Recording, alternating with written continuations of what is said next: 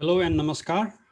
दोस्रो NRNA global knowledge कन्भेन्सनको 12औं सिम्पोजियम सस्टेनेबल इनर्जी सिम्पोजियमको संयोजक म डाक्टर विनायक भण्डारी यहाँहरूलाई सिम्पोजियममा स्वागत गर्न चाहन्छु। Welcome to the second NRNA global knowledge convention. I am doctor Binayak Bhandari, coordinator of 12th symposium of the convention sustainable energy symposium. यो सिम्पोजियम गैर आवासीय नेपाली सङ्घले आयोजना गरेको हो। एनआरएनए सबैभन्दा ठुलो प्रवासी नेपाली सङ्घ हो जुन 18 विभिन्न देशमा फैलिएको छ, जसमा 34 लाख नेपालीहरू सदस्य रहेका छन्। एनआरएनए ग्लोबल नलेज कन्भेन्सन प्रत्येक 2 वर्षमा आयोजना गरिँदै आएको छ र यो दोस्रो ज्ञान सम्मेलन हो। यस सिम्पोजियमको सुझावलाई श्वेत पत्रमा राखिनेछ जुन नेपाल सरकारलाई बुझाइनेछ। NRNA global knowledge convention is held every 2 years, and this is the second knowledge convention. Please note that the recommendation of this symposium will be put in the white papers which will be submitted to the government of Nepal. यस सिम्पोजियमको समितिमा नेपाल भित्र र बाहिर काम गरिरहनुभएका 15 जना शिक्षाविद र ऊर्जा क्षेत्रका विशेषज्ञ सम्मिलित हुनुहुन्छ। In this symposium committee, we have 15 experts from academia and industry working in and out of Nepal. जम्मा यस सिम्पोजियममा 26 जना प्रस्तुताहरू हुनुहुनेछ, जसमध्ये 10 वटा पोस्टर प्रेजेन्टेसन हुनेछ। सिम्पोजियममा ऊर्जा नीति, ऊर्जा पूर्वाधार, सञ्चालन र व्यवस्थापन सहित ऊर्जाका विभिन्न क्षेत्रमा ध्यान केन्द्रित हुनेछ। सिम्पोजियम समितिको तर्फबाट म यहाँ सबैलाई र विश्वभरिका दर्शकहरूलाई स्वागत गर्दछु। On behalf of the Symposium Committee, I would like to extend a warm welcome to all the panelists and everyone viewing from around the world. यो सिम्पोजियमको 3 सेक्सनहरू छन्। प्रत्येक सेक्सनको आफ्नै थीम छ। पहिलो सत्रको थीम हो नेपालमा ऊर्जा नीति। The theme of the first session is energy policy in Nepal. पहिलो सेसनको अध्यक्षता इन्जिनियरिङ अध्ययन संस्थान पुल्चोक क्याम्पसका प्राध्यापक तथा नेपाल इन्जिनियर्स एसोसिएसनका अध्यक्ष प्रोफेसर त्रिरत्न बज्राचार्य र gender and energy expert doctor Indira साक्यले गर्नुहुनेछ। The first session will be chaired by Professor Triratna Bajacharya, Institute of Engineering, Pulchok Campus, and also President of Nepal Engineering Association, and Gender and Energy Expert, Dr. Indira Sakya. Without further ado, I would like to welcome the chairs, Professor Bajacharya and Dr. Sakya, to proceed with the session. Thank you. Namaste. Thank you very much, Dr. Vinayak Bhandari. Respected, very prominent speakers, session chairs, coordinators, the committee members, paper representatives, and my colleague, Dr. Indira Sake, who is going to coordinate with me for chairing this session. I would like to welcome you all in this very important session, that is S12, Sustainable Energy. It is divided into 2 sessions. That is session 12A, Energy Policy in Nepal, Status and Prospects. So we will have very prominent speakers, very renowned speakers, which will be delivered by the keynote speech. Then we go to the invited talk, then contributed talk, then we go to the poster presentations. The 7 sustainable development goals is to provide affordable and clean energy to all by 2030. To achieve this goal, countries around the world are taking initiative for power generation by switching to clean energies. As we know, Nepal has made remarkable efforts in power generation, basically electricity, and also transmission over the country over the years. It is very proud to say that we have, the country is already electrified. We have access of about 94% electricity to all over the country. It is the right time for Nepal to focus on increasing per capita energy consumption in various sectors like transportation, cooking, heating, agriculture, etc., by making use of surplus electricity, which will be produced by the completion of the upcoming many hydropower projects. Without further delay, I would like to welcome the keynote speaker, Professor Dr. Govinda Raj Pukhare. The introduction of Professor Pukhare is not required basically because it's well-known one, but still I would like to give short introduction of Professor Pukhare. Professor Dr. Govinda Raj Gautam is the former Vice Chairperson of the National Planning Commissions of Nepal. He has over 10 years of direct management experiences as an executive director of various government institutions as well as a non-government organization and over 20 years of experience in the academic field. He served for 3 years as the manager at SNB Netherlands Development Organization, based in various locations in Saudi Asia. He is the professor at the Industrial and Mechanical Engineering Department at Institute of Engineering, Tribhuvan University. He has authored and co-authored numerous research papers on sustainable energy, climate change, policy, and technical aspects of energy, technology, and financing. Under his leadership, the government of Nepal's Alternative Energy Promotion Center, named as AEPC, was recognized as a focal point for promoting renewable energy in Nepal, and access to renewable sources of energy in the country increased. But he was born in Bhutan district. Let's welcome Professor Dr. Govinda Raj Pukhare. Professor Dr. Govinda Raj Pukhare will deliver on keynote speech on sustainable energy policy and strategy in Nepal. Please welcome Professor Govinda Raj Pukhare. The floor is yours, sir. Okay, thank you.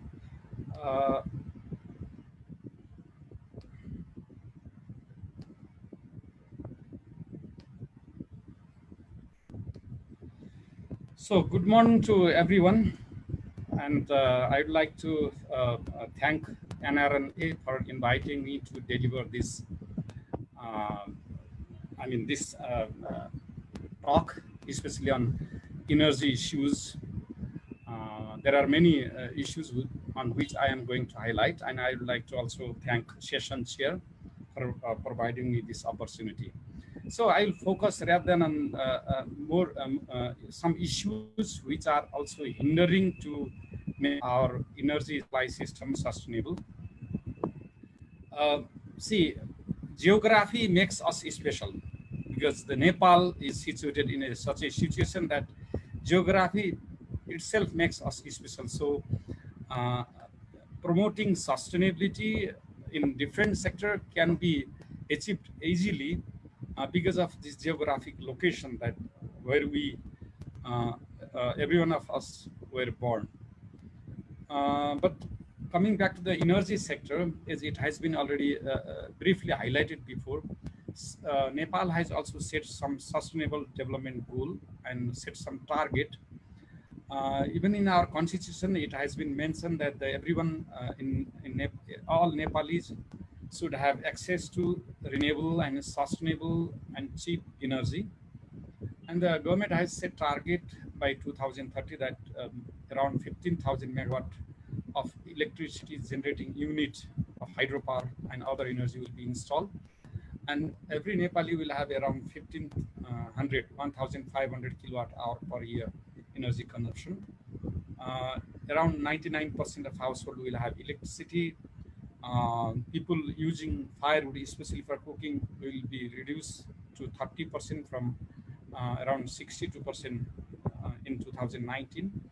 And although we are targeting for a sustainable development goal, but people using LPG will be increased from current around 23% to 39%. That is sustainable development goal and targets set by government of Nepal.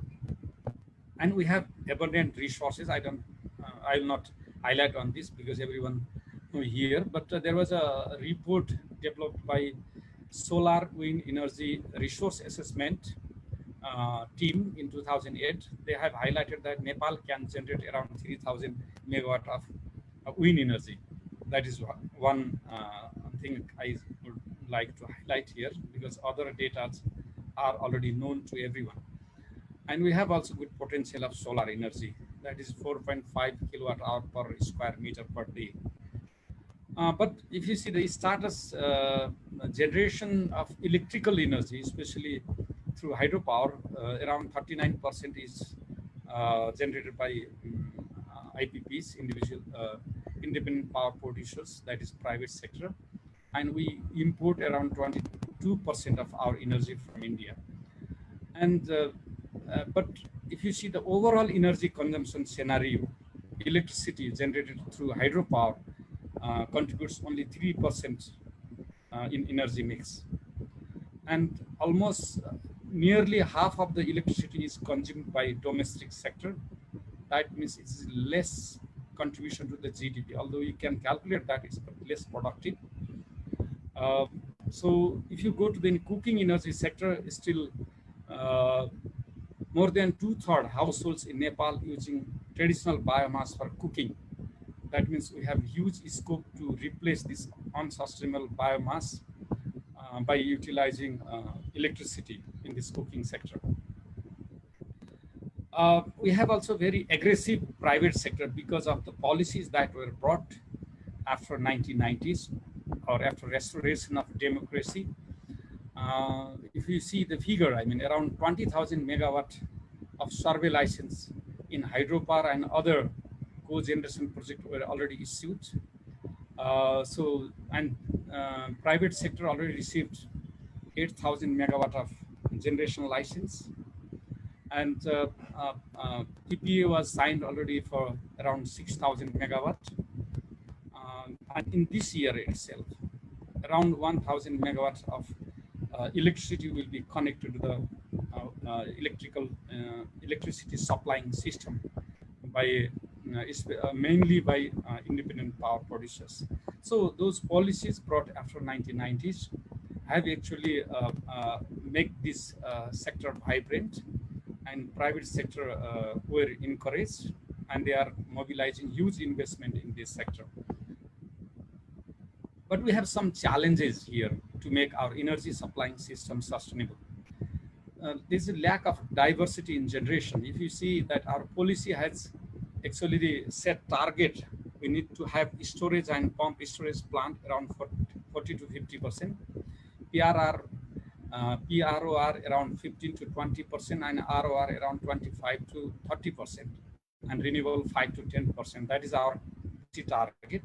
But if you see compared in 2010 and 2019, already ROR is contributing around 2/3 of energy generation. So 66% of ROR is actually giving us a big challenge to manage transmission line, to manage consumption, and to make our supply side more sustainable. And then also there is a lack of demand diversity. As I already highlighted that nearly 50% of our electricity is consumed by domestic sector because of other factors.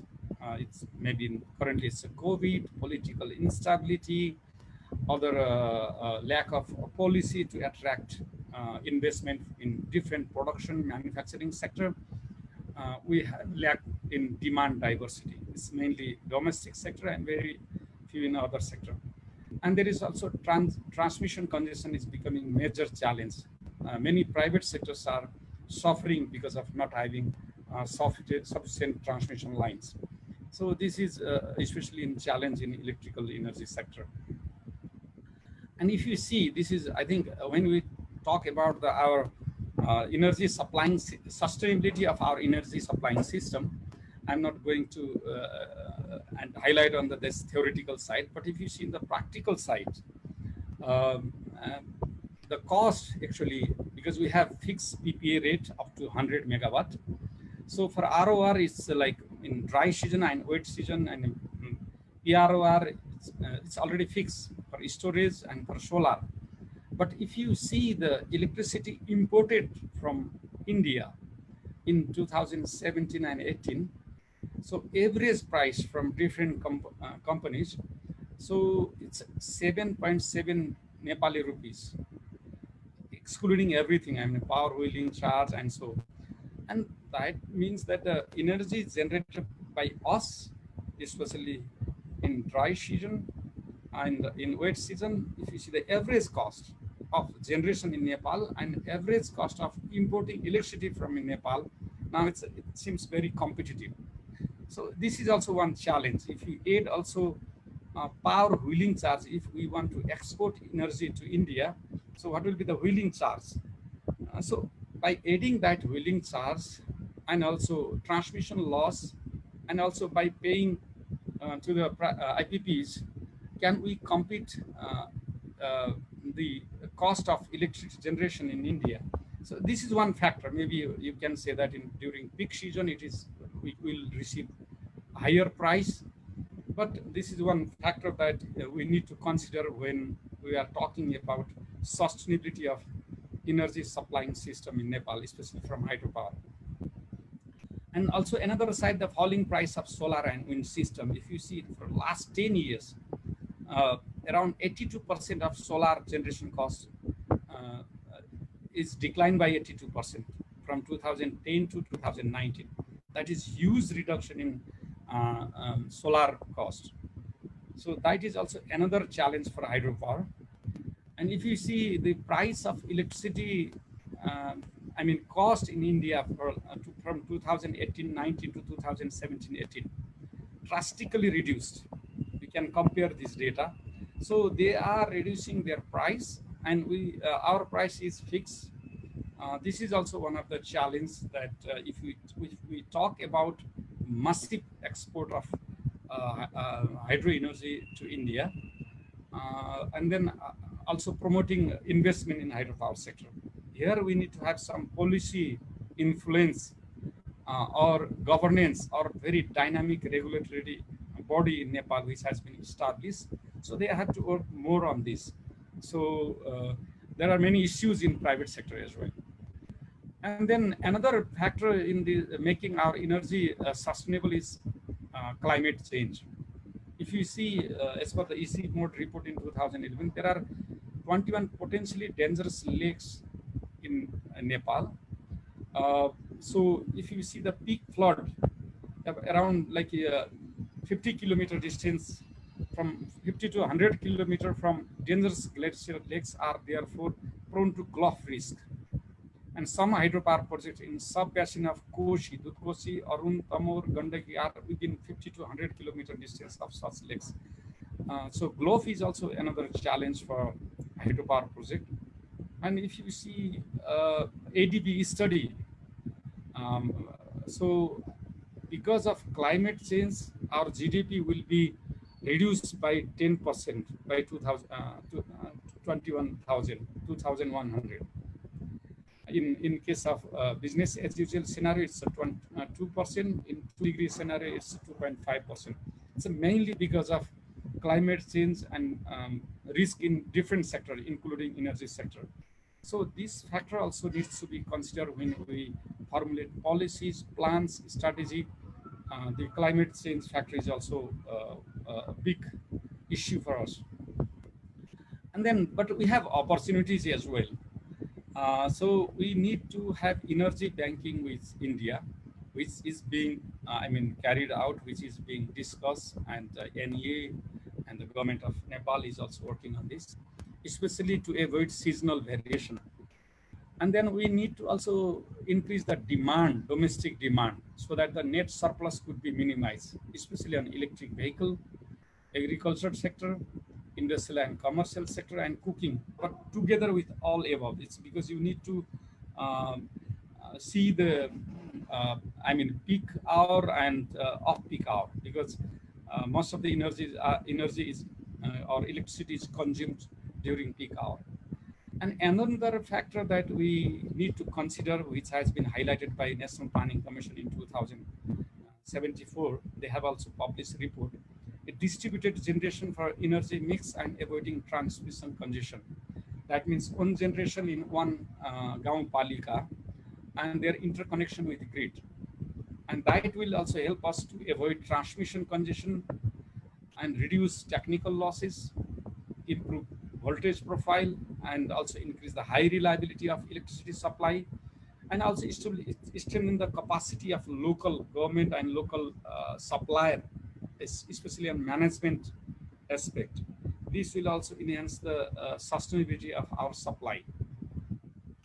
And there are certain some recommendation I would like to bring here. We need to unbundle NEA. It's a long overdue agenda, but it's NEA, because of good management, they are now in profitable position and they may resist to this unbundling. So generation sector should be competitive. I think we have this regulatory authority, which will also work on this one. Distribution sector also can be competitive, and transmission line sector should be regulated for monopoly actually. And then trade talk, especially electricity trade talk between Nepal, India, and Bangladesh, because we have around 60 crore of population nearly. That is our energy market, including Bangladesh and northern India. If we see our political boundaries, not that, but it's an economic boundary. So to harness that market potential, we need to have a serious talk with India and Bangladesh. And we need to have also power trading company who can trade, because there's a free trading in India. We need to be competitive. That is also required to make our energy system more reliable. And then also transmission line is also main issue, because there are many reports. One of the report I can highlight, the Electricité de France report. At least we can develop our transmission line or transmission master plan, and we can also implement this master plan. At least there has to be some finalized master plan based on which we will develop our transmission line. And based on that transmission, we should issue this license to generate electricity. Otherwise, there are many cases that people are now generating, and we need to bring a transmission line there.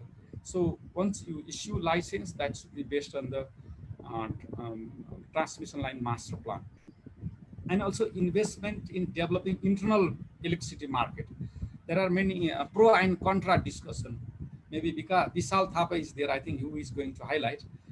People are saying, let's consume our own electricity. Why should we export this? So at least I don't have, means fixed position, or we should not, I should not say that we should not export energy. We should also export energy, but give priority to local consumption, especially promoting manufacturing industry, promoting massive use in agriculture sector and agriculture based industries, heating, cooling, transmission, and we can also promote people to use more electrical appliances during the daytime. That will also utilize our own electricity during the off-peak time. That is also one area where government and responsible authorities should focus on. And then private hydropower development should be promoted with regulated governance. There are many innocent people who are investing in this hydropower sector, not knowing that how long they will have to wait to get dividends or profit. So a regulatory authority which has been already established, they should also focus on this, because if we manage to regulate this or at least support private sector to have a good governance, ultimately people will get good revenue, and the government will also good revenue after a few years. And that is, huge amount of revenue can be collected from this sector by the government. And we need to focus on generation mix. As I have already highlighted, we are focusing more on ROR, and this regulatory authority together with the ministry and NEA and private sector should also focus on this. If you generate more energy based on ROR and you are lacking behind in implementation of transmission line, then government entity will be in loss. That should be taken seriously. As I said, our distribution generation can help reduce the transmission loss and address also social equity, because everyone residing within Nepal should have reliable supply that can be addressed through this distributed generation system. And electricity generation should be coupled with economic development. We see that this is only shallow, one-dimensional, like we need to 15,000 megawatt, we need to have 10,000 megawatt. but it has to be coupled with, aligned with economic development agenda. So what are the policies to attract productive sector, manufacturing industries, or how can we have a global value chain with FDI coming to our neighboring country? So there has to be coupling with this economic agenda, because of the COVID, we need more job internally. People are losing job in Gulf countries and Malaysia and India, so they will come back here. But first, if we mobilize more investment in hydropower sector, that will generate more jobs for Nepali people. And then once we generate electricity, we need to have also a special focus on promoting manufacturing and productive industries. We know that this last year's budget also highlighted that whenever we will have a surplus, this manufacturing and production industries will get electricity at cheaper price. That is one policy. I mean, we need such different types of incentive, providing policies to generate and to generate electricity and consume generated electricity internally. So it's not only one-dimensional. We have to see from holistic perspective, and then also optimal use of river and other resources due to consideration of climate change, right, and also other disaster. And there is also discussion going on in Nepal. Should we have hydropower in all rivers? Because I don't know, it's also a debate that is coming up.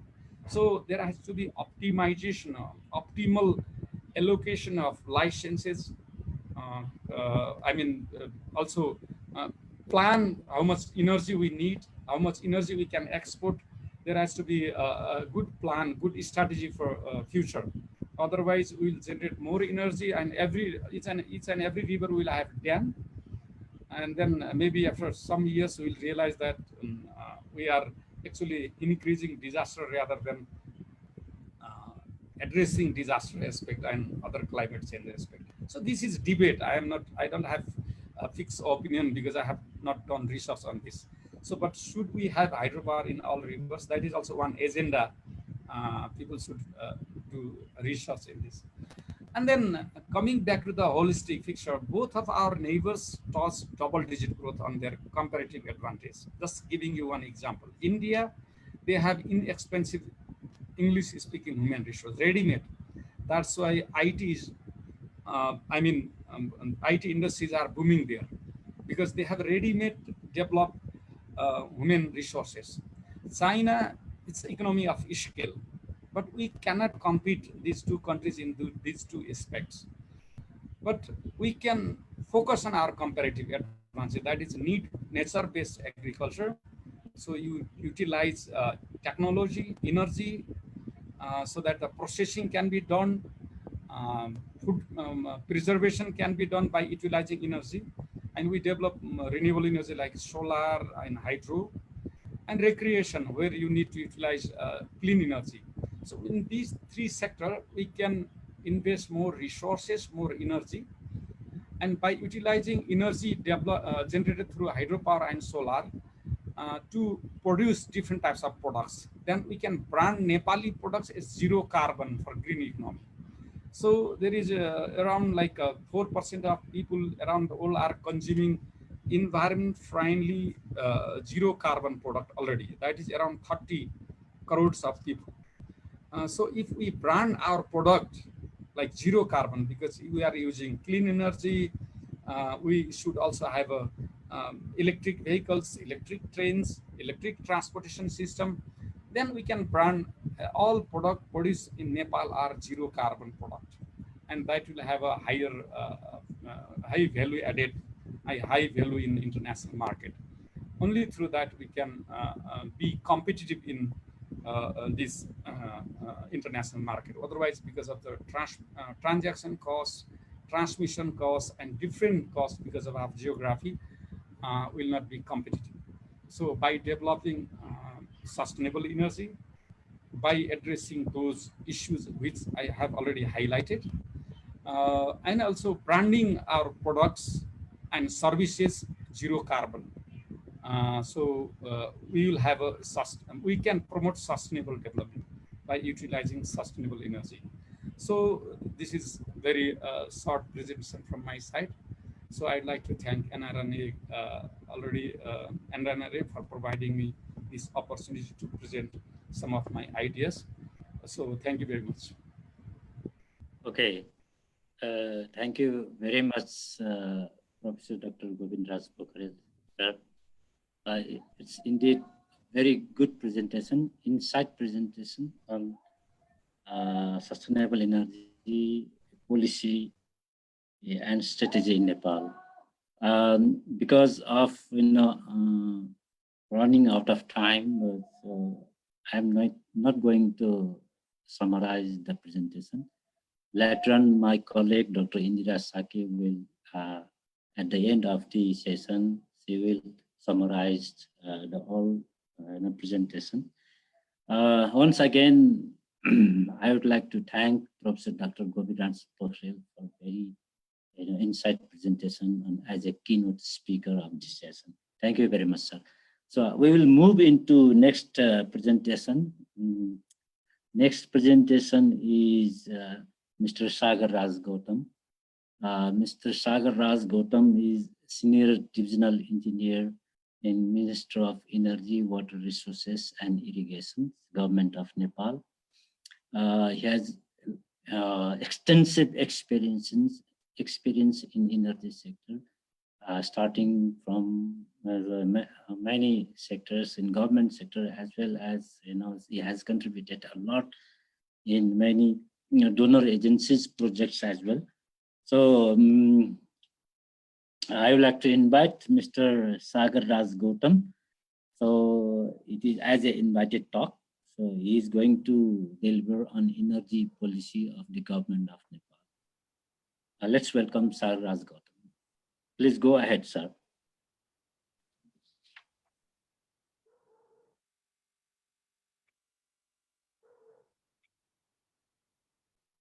Namaskar from Kathmandu.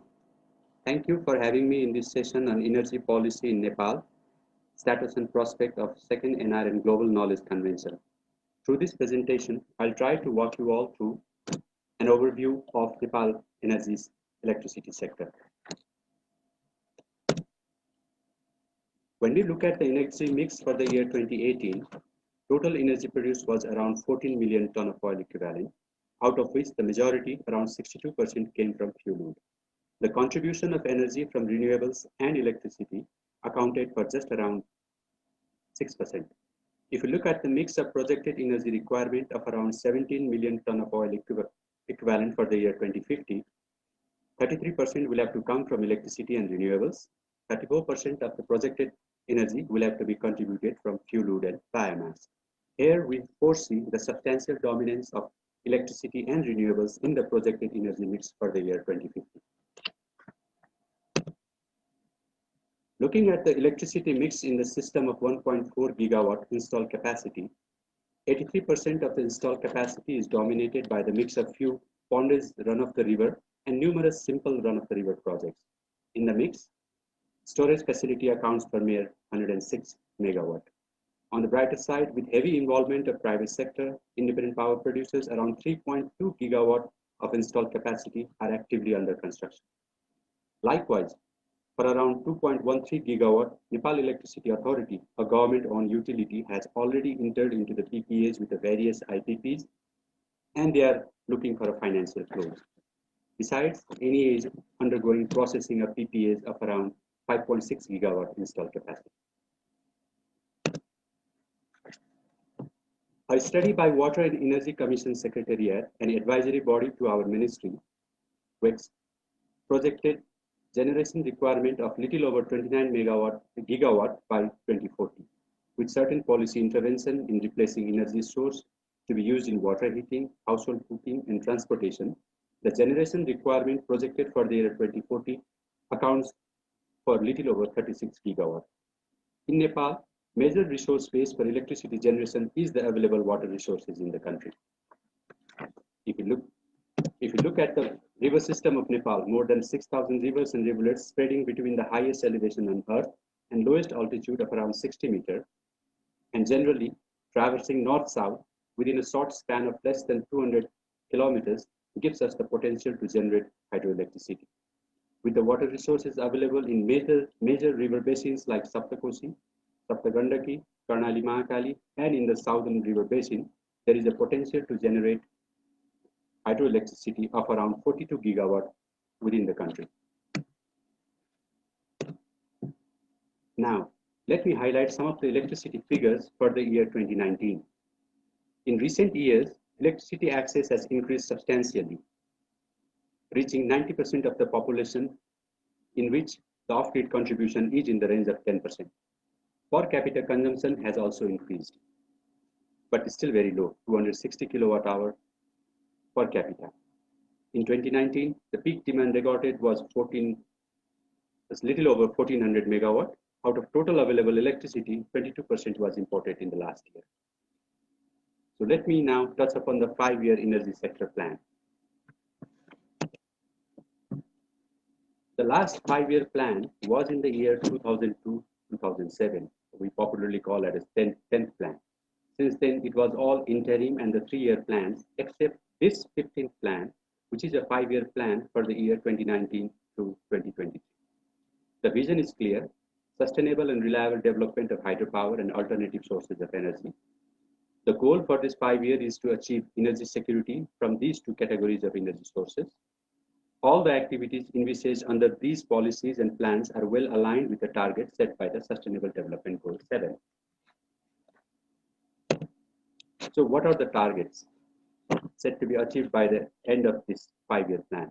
Per capita consumption to be 700 kilowatt per hour, arriving at the 5 gigawatt hydro generation capacity, reducing system loss to around 12%, universal access to electricity, and renewable contribution in the energy mix increased to 12% are some of the targets to be achieved by 2023.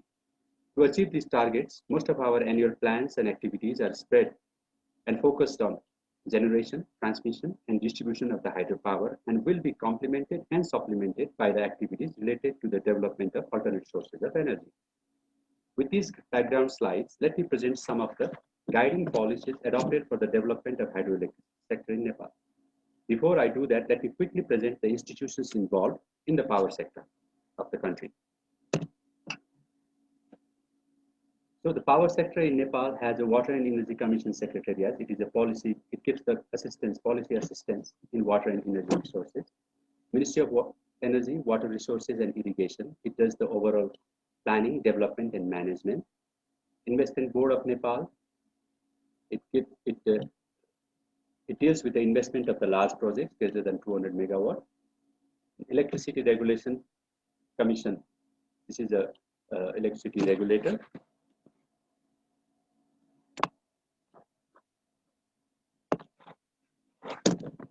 Independent power producers, that is generators.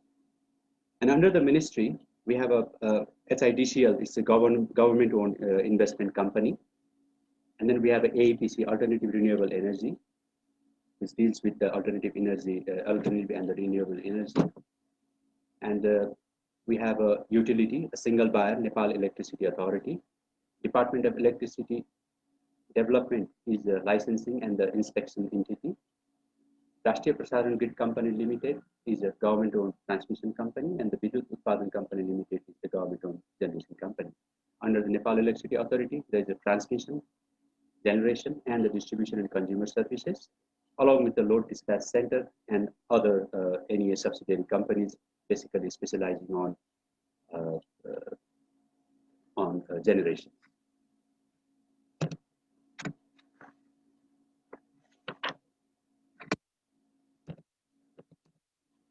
So these are the institutions that will function under the broader guiding policies, and the main directives come from the Constitution of Nepal. The Constitution of Nepal is 5 years old. Our policies and programs have to be based on the directives and the jurisdiction on the development and use of energy resources as prescribed in the Constitution.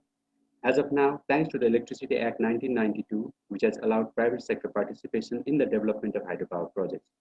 Because of this act, as I have indicated in the previous slides, the contribution of independent power producers in the hydropower industry is already approaching 50% in terms of installed capacity. We expect substantial increment of their contribution in coming years. Now, let me briefly touch upon some of the facilities that are in place for the development of hydropower projects, policies supporting good model for investment, nominal royalty regime to be paid to the government, guaranteed water rights, lease agreement for public land, foreign currency exchange facility and the repatriation, dollar-denominated PPA, progressive PPA rates for the PROR and the storage projects, and fiscal incentives are some of the facilities that our policy has provided for the hydropower development. Similarly, we do have a practice of entering into the concession agreement if required. While previously mentioned facilities are generally covered in the concession agreement template, these risk-sharing arrangements have also been captured in such agreements.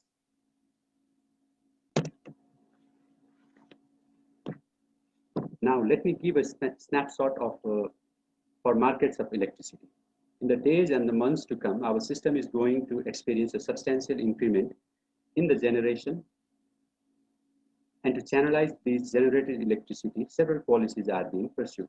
With the Transmission System Development Plan 2018 in place and the Distribution System Master Plan is in the making, we are pursuing aggressive reinforcement and expansion of transmission distribution infrastructure within the country.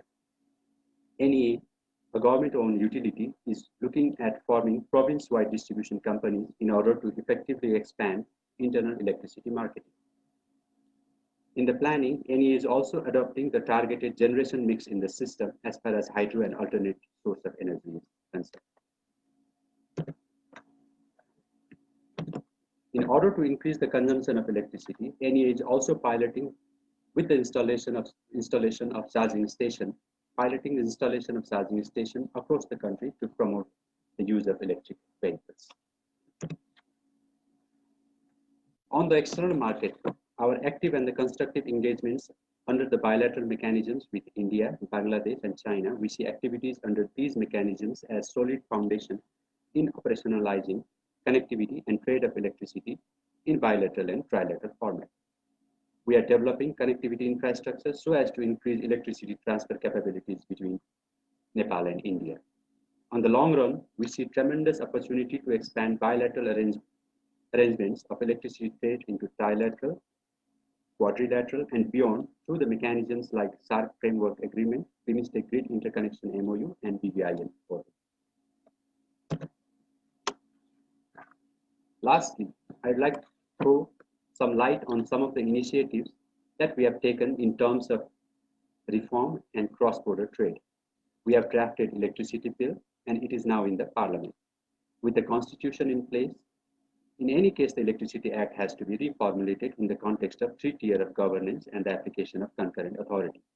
Further, with the emergence of the cross-border electricity trading, we have realized that certain aspects related to trading, transmission and distribution entities, present NEA's function in relation to the function of the other agencies, etc., need to be addressed by the forthcoming Act and subsequent regulations. Likewise, Electricity Regulatory Commission Act is in place, and the Commission has already started functioning through formulating directives and regulations, and has also issued the first tariff order. To operationalize the cross-border interconnection and the trade of power, bilateral mechanism between Nepal and India has prepared a prospective plan outlining various interconnection points and identifying transmission lines for the future development in different time frames. As per planning, there are 5 cross-border interconnections that are required by the year 2025. The first is Talkevar-Muzaffarpur 400 kV transmission line, which is under construction, and it is already operational at the 200 kilovolt voltage level. We anticipate to charge this line at 400 kilovolt level very soon. The second cross-border transmission line we are taking up is the Gorakhpur transmission line of 400 kilovolt level. We have agreed on the development and the financing modality with India on this line. For that implementation arrangement is being detailed out. NEA is authorized, Nepal Electricity Authority is authorized to collaborate with the government-owned Indian entity to implement this 400 kV second cross-border transmission line. The NEA is also authorized to collaborate with the Indian trader to access the exchange platform in order to participate in the electricity trade. In the nutshell, our policy and program are focused on providing universal electricity access, ensuring self-dependency on the electricity, not only for domestic, but also for commercial and the industrial use in the internal market, and in gaining access to external market for any surplus of electricity that could be created. This is all I have to present. Thank you very much.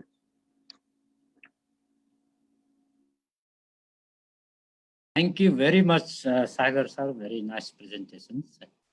And mainly, he has highlighted the government has already formulated 5 years plan, that is 2019 to 2024 of energy sector.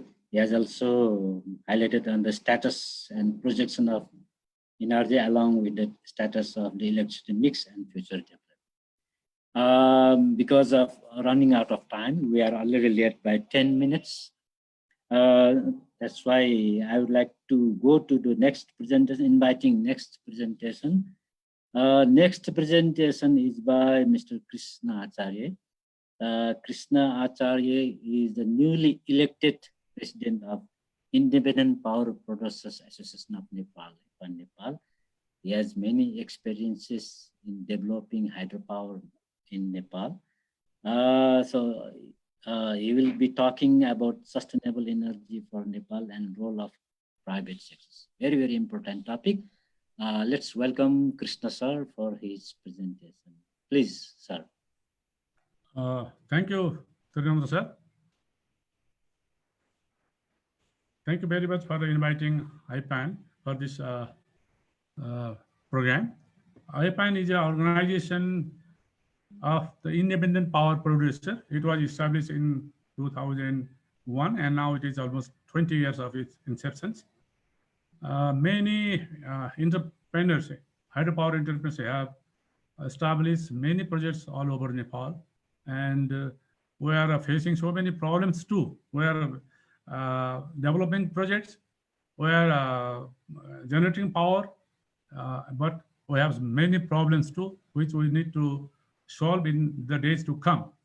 So I have some, most of the figures which I have to explain is already explained by senior presenter, Dr. Pukhare and Dr. Sagar Raj Gautam.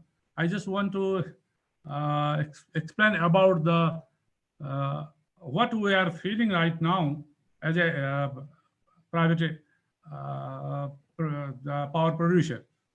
The government policy is always there to support the private sector, but the implementation in practice there are so many difficulties. So I just want to say that this we have to overcome about these difficulties, mainly of the delay in all the delay in everywhere, in every place we have. There are so many government policies. They are not actually what they want to say and they want to do is not done in time. That was this is the one of the most important part which I want to explain. But beside this, we have so many interested developer that they want to invest on these projects. Our banking system is also very positive to invest in the projects. Let me just go through some of my slides. What we are in, what was the position of power sector in Nepal. If you see this slide, the hydro sector is only for about 3% of total requirement, which is very poor. Though we have a very big potentiality of hydropower, the economically it is 43,000 megawatt is our potential, but at present we are producing about 1300 megawatt only, and it is already produced 1300 megawatt, and about 3,000 megawatt is under construction, and about 7,000 projects are under licensing or on other paperwork and under so many other ideas. So if you if you see this present scenario, the per capita consumption of Nepal is about 245 kilowatt hour only. Whereas if you compare with the China and India, in India it's about 1500, and China is about more than 4,000. So this shows that we have a great potential of consumption of electricity in Nepal. As per the government forecast, it's about 15,000 megawatt by within 10 years. So it is about by 2085 we need to produce 15,000 megawatt, and demand forecast for 2030, if it is the annual growth is 9%, it is 18,000 megawatt. It shows that our requirement is huge and our production is very low.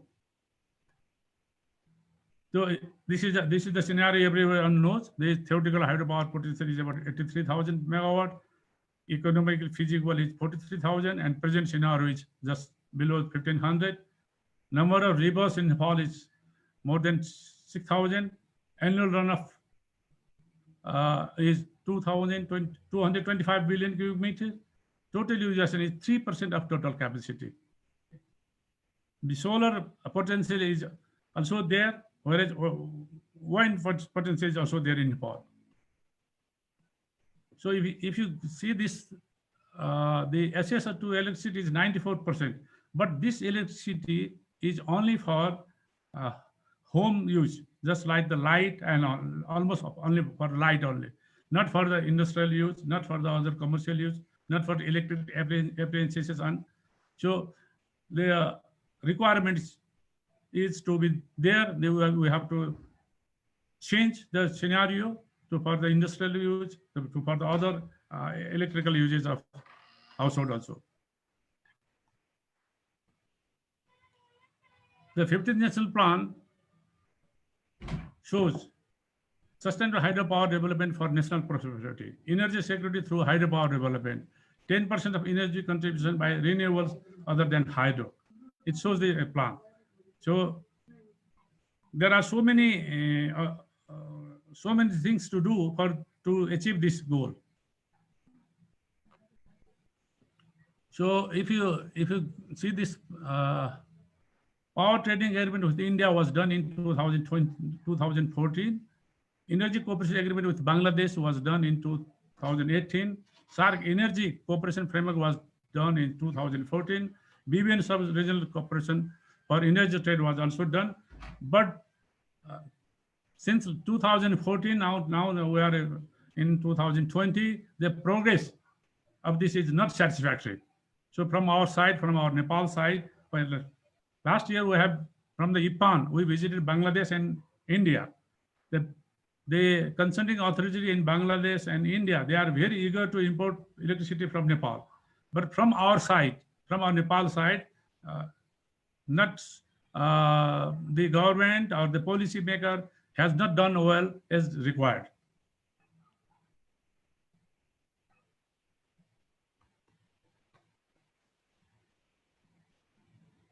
If you see here, about 5,000 megawatt construction will come within few years, within 5 years. So 8,000 to 10,000 megawatt is this generation to meet the national demand within the next 10 years. Big storage projects for planned generation mix and energy security is also required. For all this requirement, we need about 20 billion of US dollar. But the Nepalese bank and financial institutions are not of that capacity to invest all this. So the foreign investment FDI is required, for which the government policy is to be liberalized. There is no hedging system in Nepal right now. We have requested the government and the ministry for the hedging system for the foreign investment in Nepal.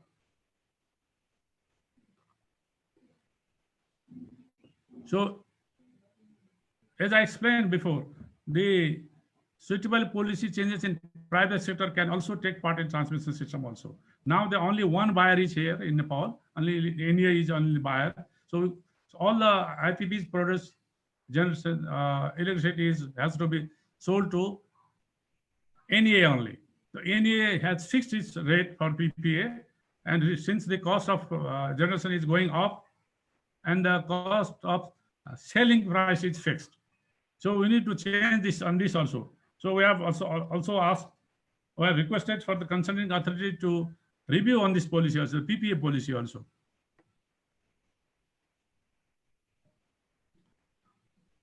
Internal and regional market development is required for the generation. Multi-buyer and the seller market should be done. We are planning to have our own export company to export our energy to India or Bangladesh or even in China, because the government has recently started a cross-border grid to China also. And not only India, there are potential of exporting our energy to India. Furthermore, domestic requirement, domestic consumption should be improved, should be increased. The industrial use of electricity, the commercial use of electricity use in agriculture and even household is required, for which we need a basic support from the government. I think I have mentioned some of my points, which are already explained by Dr. Pukhare and Sagar Raj Gautam also. With this, I conclude my points. Thank you very much for giving us this opportunity to express our ideas. Thank you very much. Okay, thank you very much, Krishna Acharya sir. So very nice presentations, and also you have highlighted. Yes, we know the World Energy Dilemma Index. Nepal is it's ranked only 117 because of per capita energy consumption is very, very low. Despite we have a lot of hydropower resources, it is only trapped only 3% till date. That's why there is a huge scope to develop hydroelectricity in Nepal. But in that case, the government sector and also by the private sector has a huge role. And Krishna Raj Acharya sir in a good position, a leader of private hydropower developers, IPAN. So you will do that. So you will fulfill responsibilities for development of energy sector in Nepal. With this, I would like to invite another presentations. Again, invited talk. My colleague Gunaraj Dhakal. Gunaraj Dhakal is civil engineer, and he is the chairperson of Renewable Energy Confederation, RECON Nepal. He has a lot of experiences in engineering sector. Nowadays, he's very focused in agriculture sectors by applying renewable energy technology in agriculture sector to make sustainable development. With this, I would like to invite Gunaraj Dhakal. Sir, floor is yours, sir. Gunaraj sir.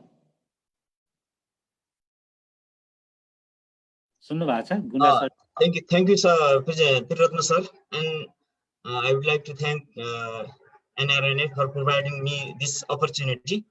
I'm going to make presentation right now.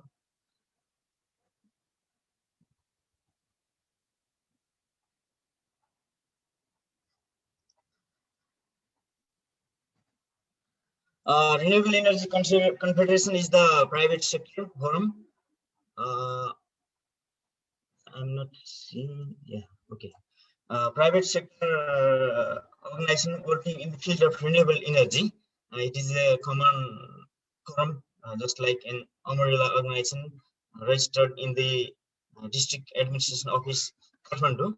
Our basic guideline for the work is sustainable development goal, sustainable energy for all, clean cooking solutions for all, addressing climate change, and Nepal's constitution written in every house, energy house we are working in. And we have associated members in the field of biogas, NBPA, in the field of microhydro association, NMSDA, in the field of cook stove, roof fan, in the field of solar, cement, in the field of Thermal Association, STAN, and in the field of consultant water and energy, we can BSP Nepal, RIMREC,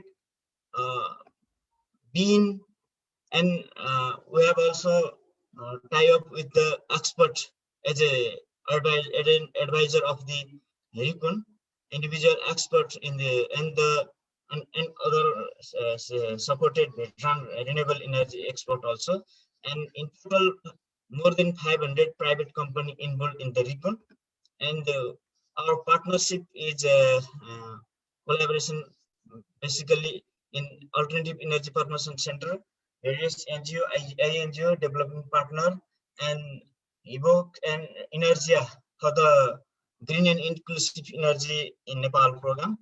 And we have done a memorandum of our understanding achieving the goals to the Renewable Energy Promotion Center, FNCSI, Municipal Association of Nepal, NARMIN, for the research and development, TU Recast, and Yao University, Sichuan, China. And we have also working together with IPC, GIZ, KFW, DFID, NREP, World Bank, Asian Development Bank, Kahunu University, Tribhuvan University, and other many more related to the renewable energy sector. And we have also renewable energy is the source of hydropower, solar energy, wind energy, biomass, biogas, which are already mentioned from my 15 years. And hydropower, national grid, off-grid, and community grid, 3 types, and solar, photovoltaic and solar thermal, wind turbine, and wind and solar hybrid, and biogas household plant system, institutional biogas system, and large biogas system.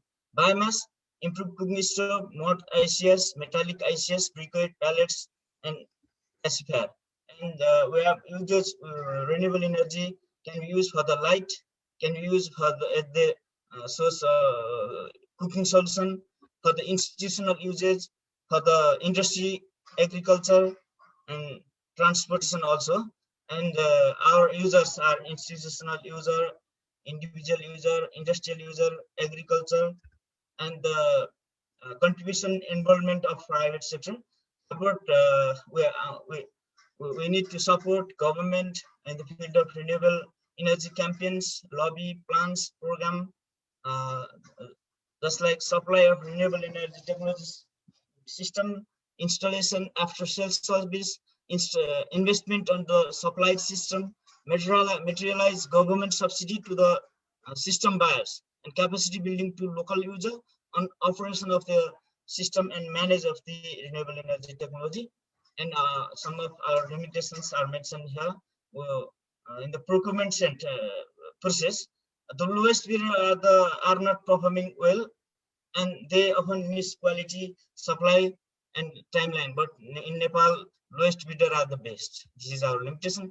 And stockpiling of job they get due to the lowest bidder, and timely conduction of quality check and monitoring works are not timely conduct, and payment also delay, which is the major factor for the work from private sector. And information system for the private sector are very lack from the government side, and management skill also lack for the coordinating government procurement system. And we have some another challenge, technical challenge.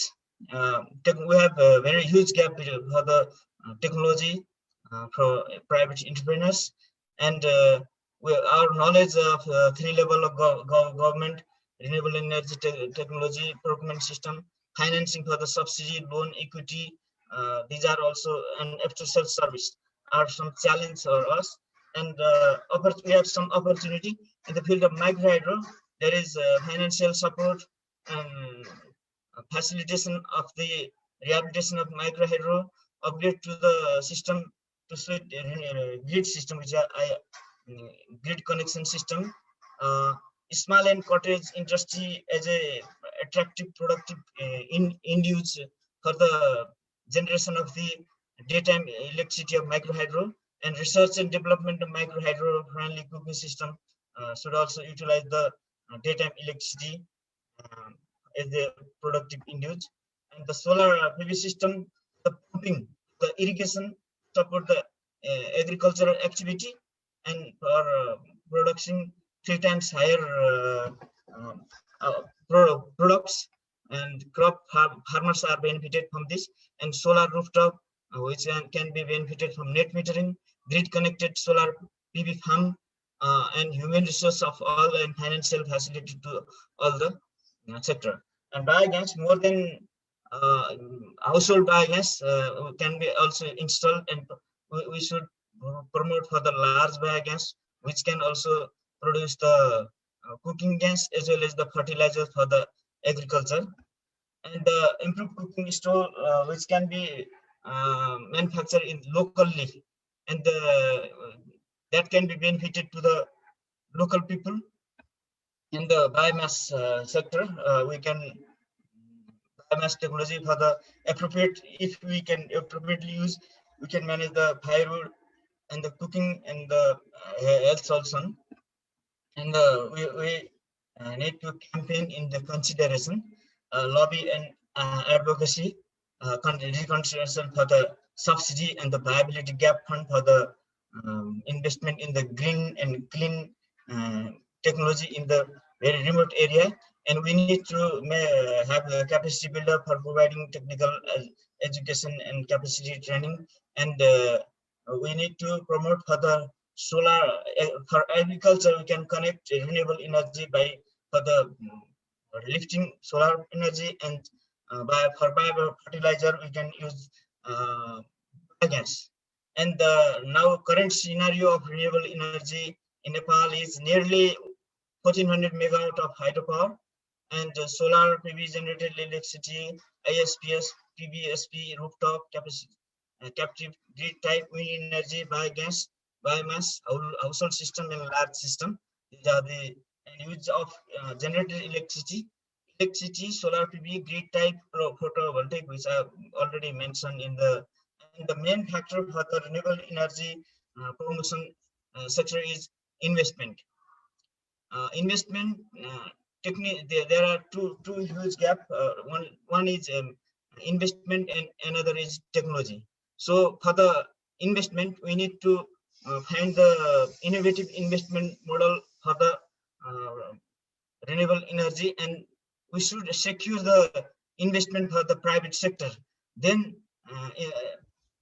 the investment should be innovative when the interest rate can subsidize. So subsidy, that's why one thing is we should consider for the sustainable energy investment, how to make the best one of the best innovative investment model. Krishna Acharya also told the hedging system in small renewable energy is not very facilitated from the government side, which is very beneficial for work with NRNA and other private sector for nationally and internationally.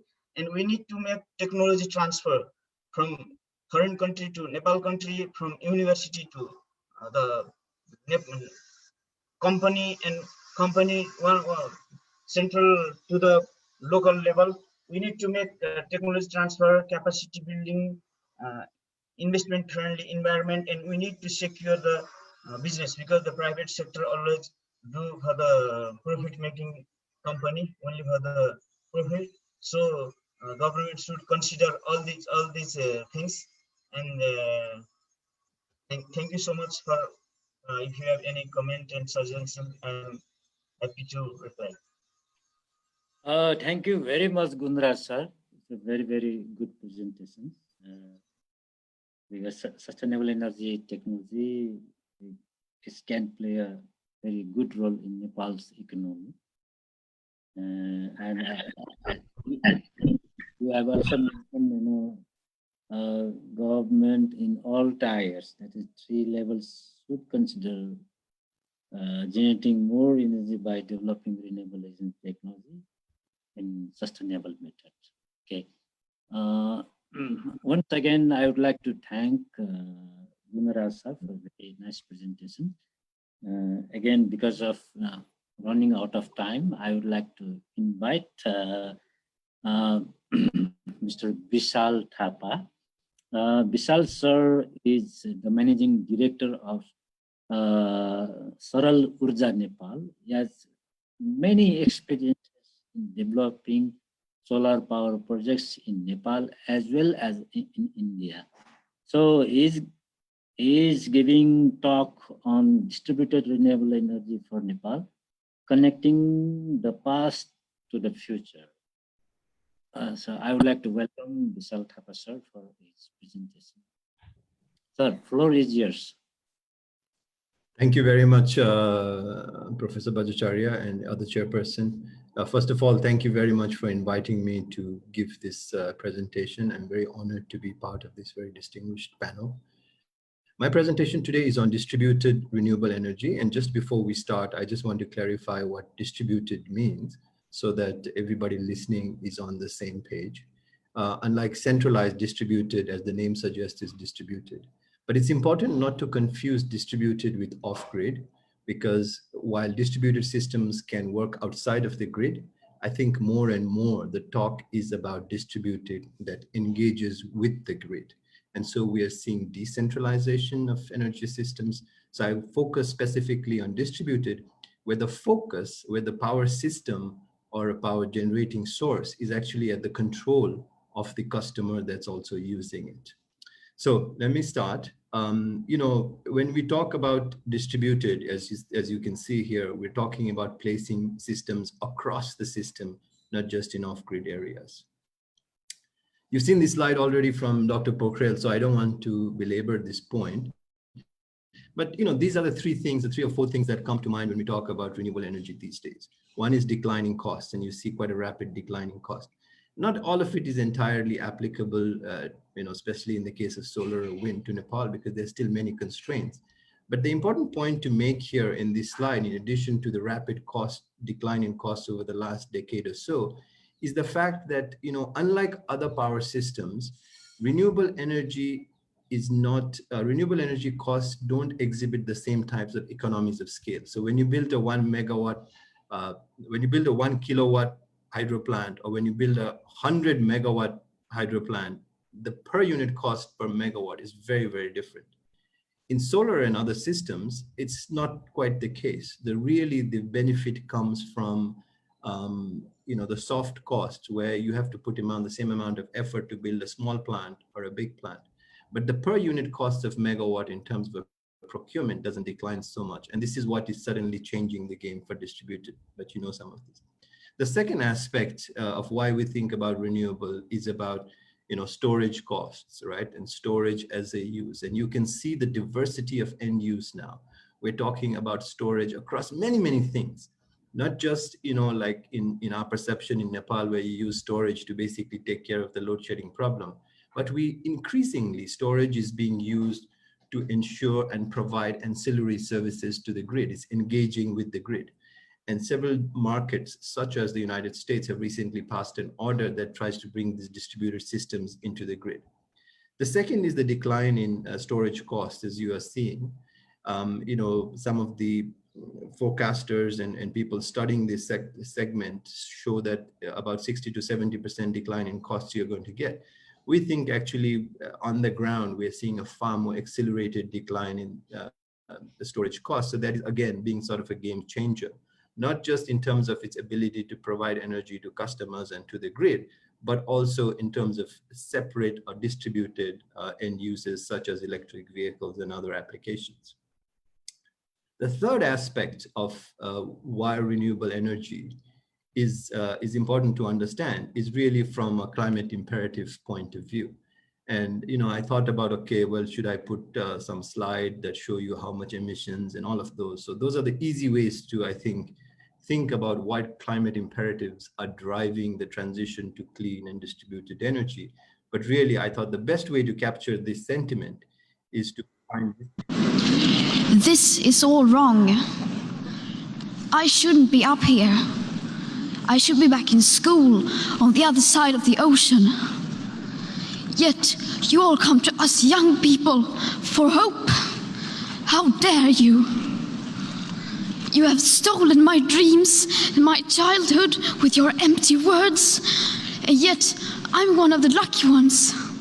So many of you probably heard this speech, and if you haven't heard it, you should definitely listen to a speech. It's from Ms. Greta Thunberg, who is a 17-year-old activist on climate, who took a year out of school to basically get the world to focus more on the climate problem.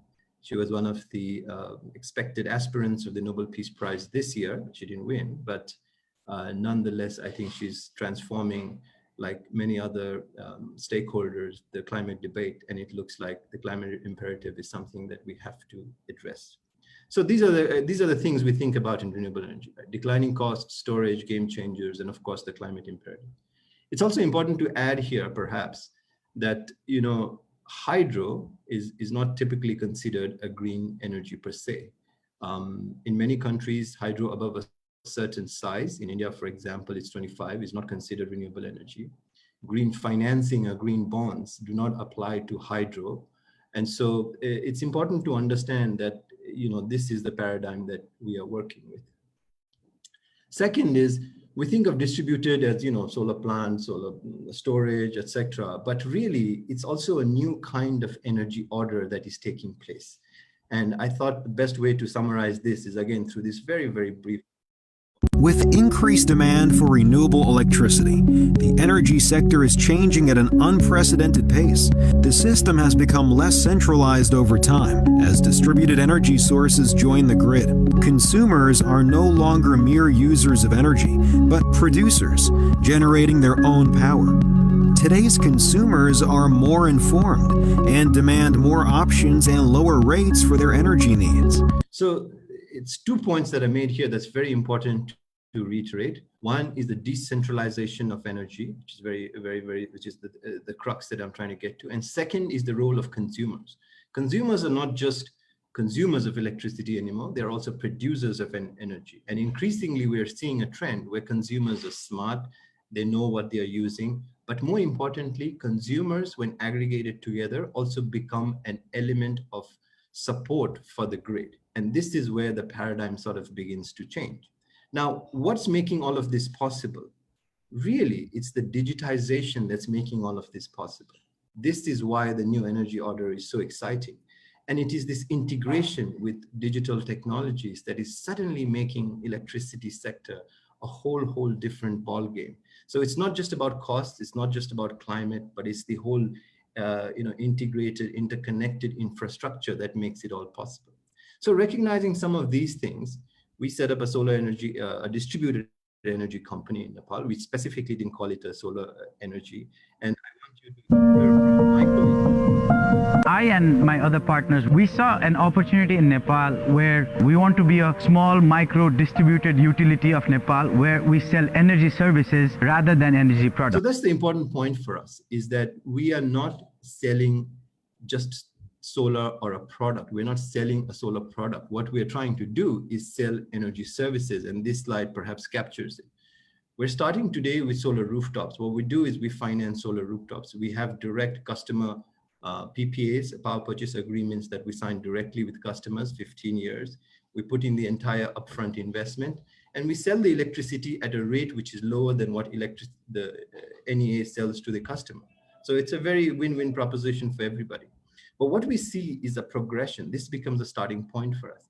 Ultimately, we want to be able to put in storage. We want to help manage the customer's energy, which you can see with this sort of circle here, where we're just taking over the customer's bill. We're doing the load management and really also introducing energy efficiency in innovative ways. And all of this is allowing us to actually provide ancillary services to the grid whenever Nepal's market opens up for this. But, as you can imagine, these things are not, when it begins to apply in countries like Nepal, it doesn't just come because the technology is there, the cost is driving down. There's also a whole bunch of socioeconomic factors that have to come together in order to enable this. And I want to give you, the example that I often use is of the polio vaccine. This is maybe a good time to talk about vaccine. The polio vaccine was invented or discovered at the end of the Second World War. And at that time, it had killed or hurt or maimed more people than the two wars combined. But yet it took another 80 years before the world was truly rid of polio. Or we think it's been rid of polio. Pakistan was the last country to announce it. So just the availability of technology is not transformative. The ability of costs going down is not transformative. But many factors have to come together. And what we're excited about is that the socioeconomic political factors in Nepal is providing an unprecedented opportunity, and many of which is going to force us to rethink energy in Nepal. What's sustainable energy in Nepal? So let me take you through it. First of all, is Nepal's constitution couldn't have come at a better time. Nepal's constitution pushes the idea of decentralization, federalism, 753 local units. We think what that means is whether NEA wants to unbundle or not is sort of is a kind of an irrelevant question. Dr. Pokhare said that there might be opposition towards it. It doesn't matter. At some point, we are going to have a total unbundling or a disaggregation of the electricity market in Nepal. It has to come. You cannot have a constitution that promises it, but at the same time is not delivered. So NEA is sort of beyond whether it has objection to it or not.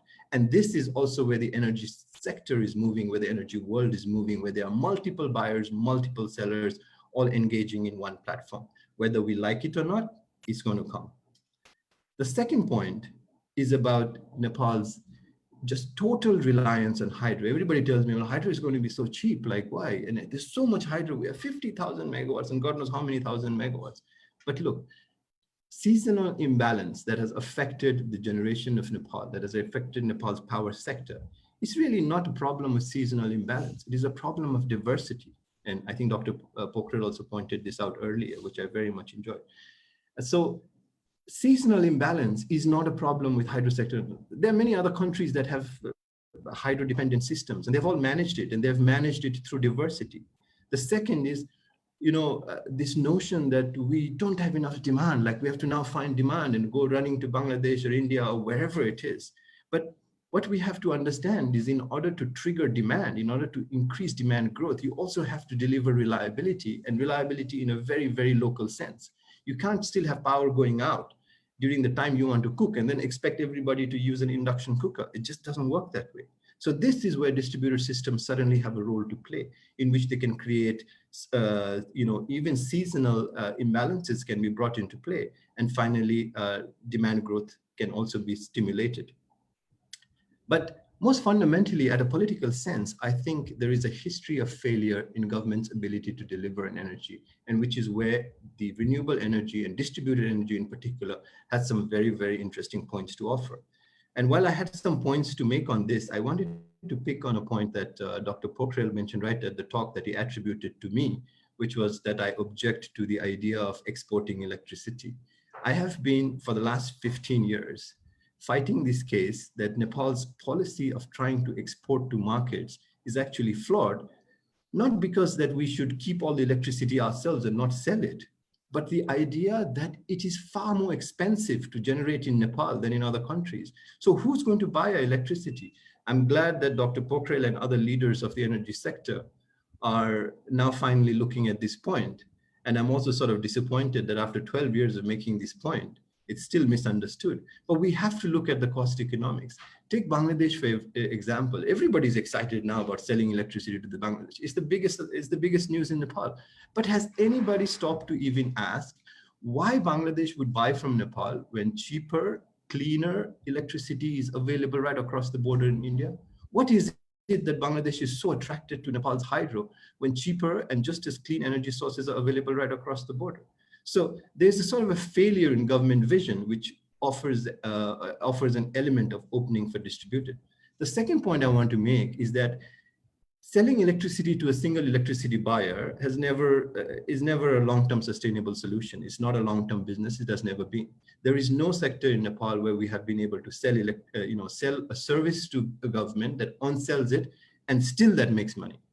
So I'm always amazed by the hydro sector that is able to really do this, because I just can't see it. But we can make money from making plans, from constructing roads, from constructing buildings, and then handing it over to the government. But it's very difficult, in my view, to be able to ever sell electricity specifically to a single buyer and then expect to make money from a long-term sale of electricity through that. Finally, and the last point I want to make is that distributed energy is not a regulatable business. This is the most interesting feature of distributed energy. So I give you this example of these two calculators here, right? In the end, distributed energy is a very, very personal choice. If you want, you can keep it. If you don't want, you can't keep it. And so government cannot really control the choices you make in your house below the meter. Whether you want to have a battery, whether you want to have solar system, that's all your choice, right? So unless government were to step back and actually control or curtail the import of these systems or the production of these systems, that's one story. But assuming that's not the case, it's a very, very difficult sector to actually regulate because it reflects personal choices. So based on these are the three bets we've taken as a distributed energy company. And here it is in the next 10 years. We think that more capacity will be added and distributed than will be in the entire hydro system over the next 10 years. It's a pretty bold claim.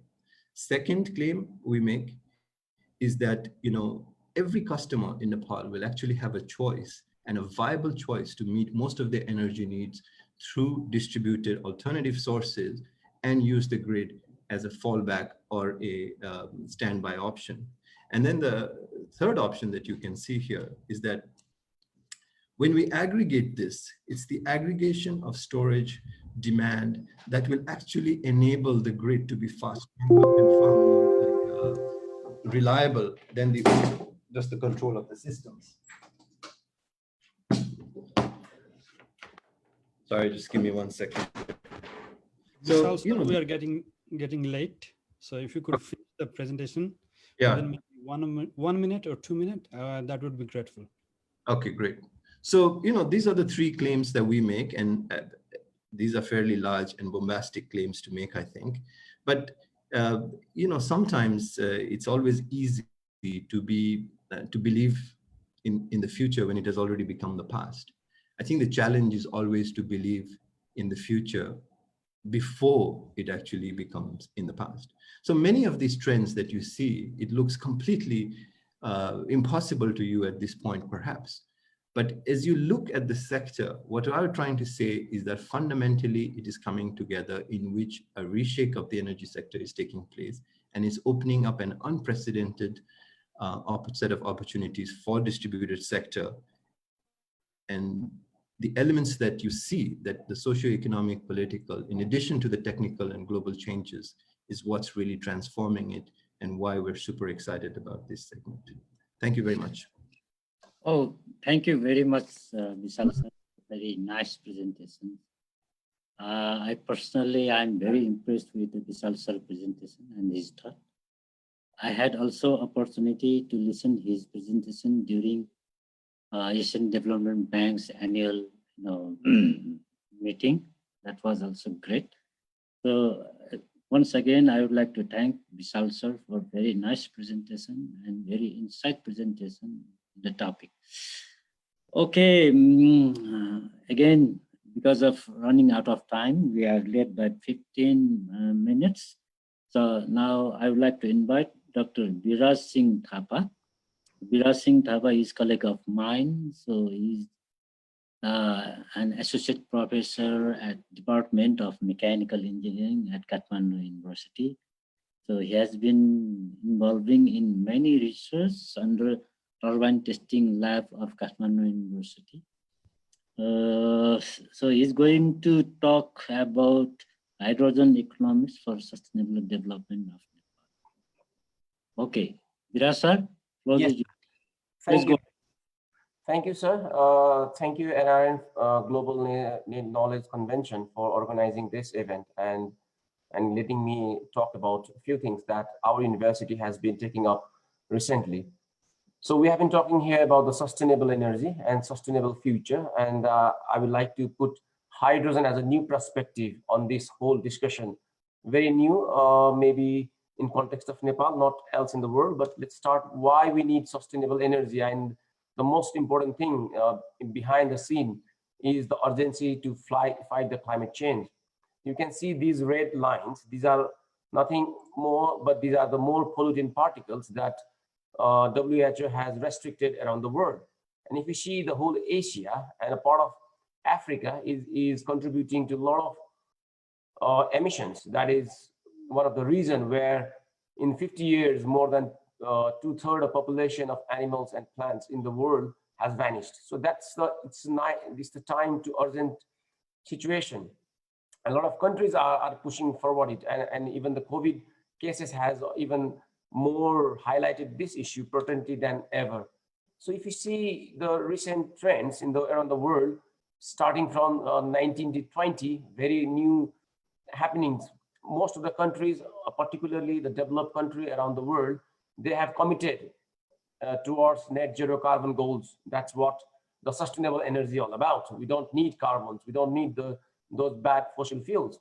And some of the countries, including Denmark, France, Germany, Hungary, and others, they have even put this as a constitution and in law. So now it is enforced by law that the country has to go for net carbon zero goals. And other countries following Austria, even Bhutan and other countries, they are in some stages of development of this net carbon zero goals. And this is the future. And this will make a remarkable difference on the way the energy is produced around the world, the way technology that is developed around those energy sectors will evolve, the economy, the industries, maybe the education sectors as well evolve.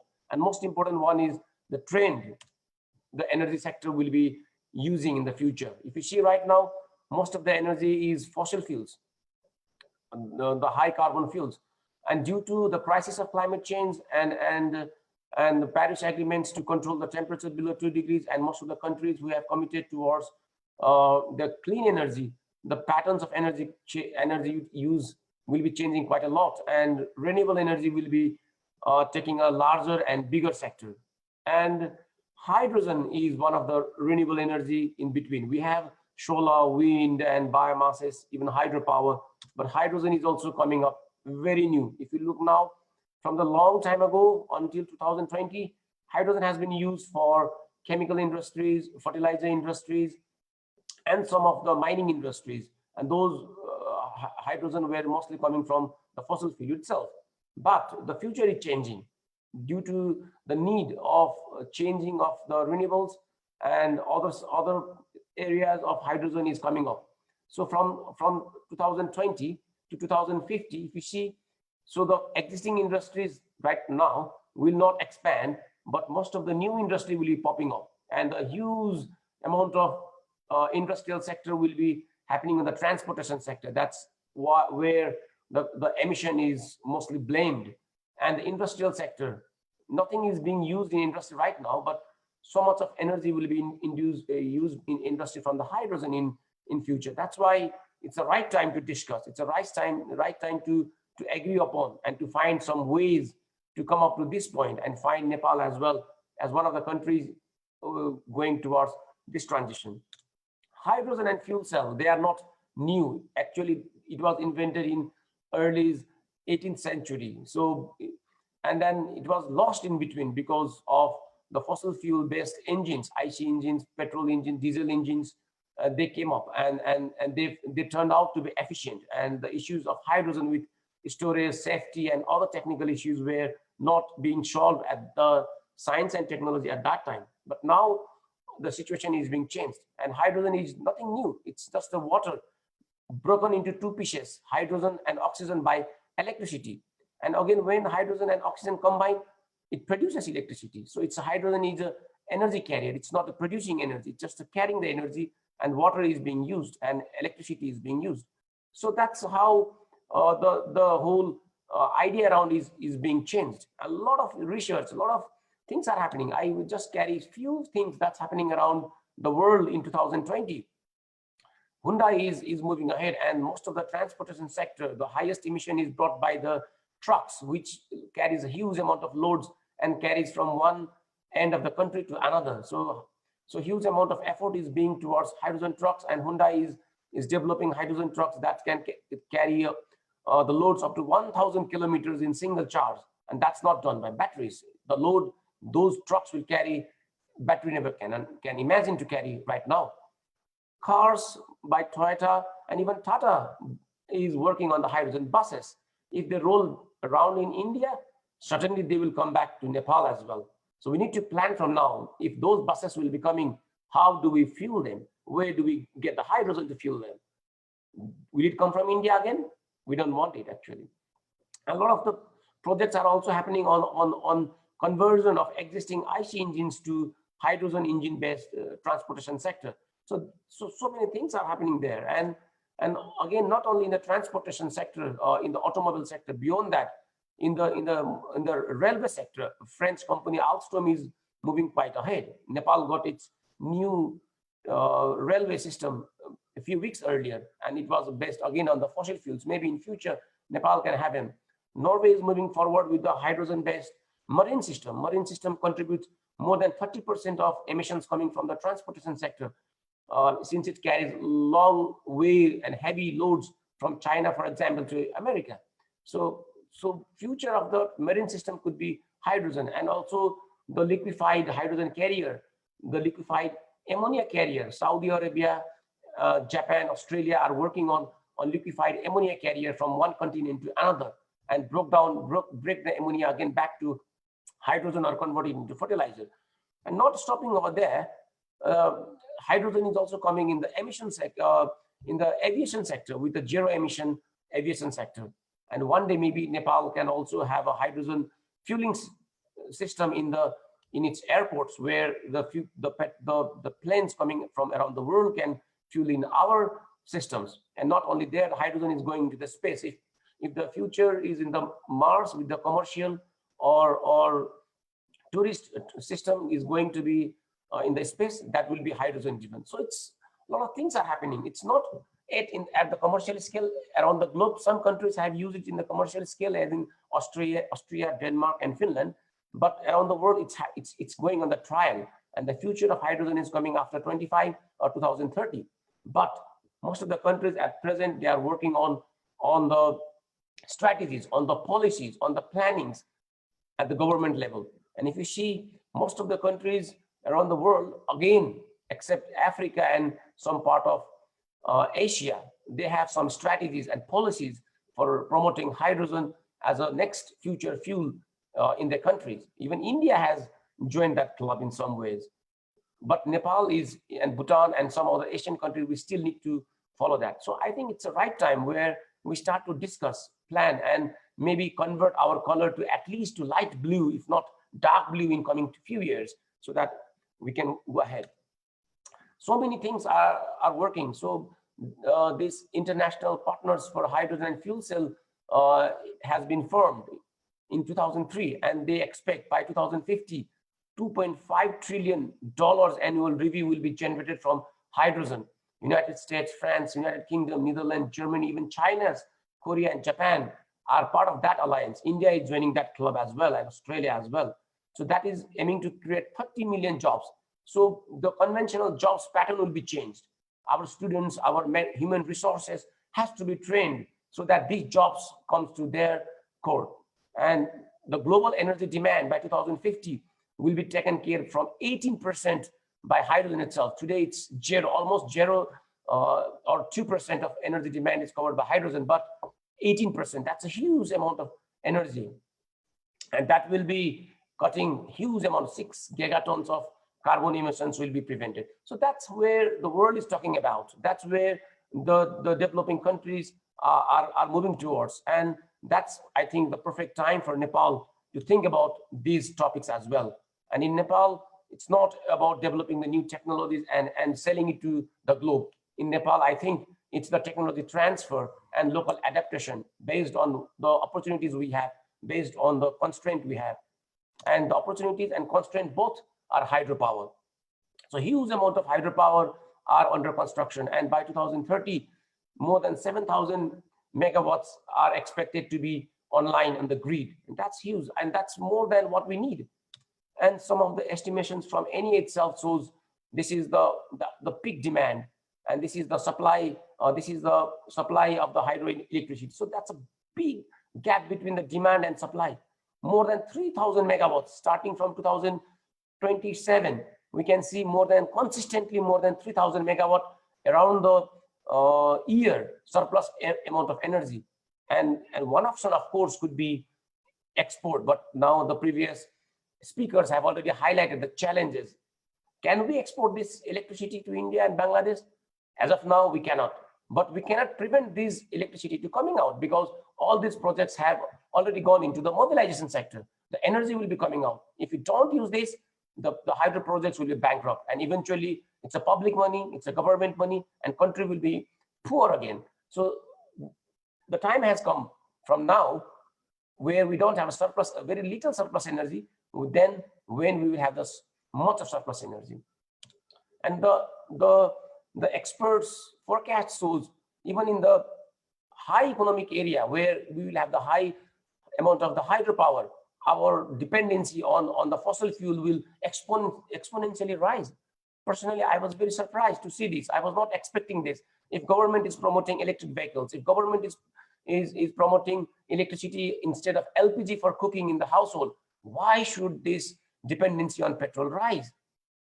It's almost maybe the transportation sector, and maybe the diesel is the bad fuel that cannot be replaced by even the batteries, and most of the energy is going there. And if we become rich, we have more roads, we have more vehicles, we have more diesel buses and trucks that are importing goods from Calcutta port up to the Karnali Valley, and then the dependency on the petrol will be rising. So that's not a proper thing to look at from this point. So this needs a serious discussion. This needs a serious political and maybe academic interventions, and where we are now. So from the 7% dependency on diesel in 2050, if we go to 18% dependency on diesel on the overall energy scenario, that's not going to be sustainable. That will still increase our dependency and energy security as well. And these are the current burning issues. And again, there are so many challenges that the country is facing right now. The world, the trade deficit is going high, our annual GDP is not rising much, and we see the dependency on the fertilizer that's adding the food security. The coronavirus is not preventing the farmers to gather 2 kilometers lines. We have spillage of energy. Our grid quality is getting bad and worse, and electricity is not being able to sold out. And IPPs are even, so many projects are declaring themselves as a sick projects. So in this perspective, Kathmandu University thinks there is a need for change, and that change could be something new.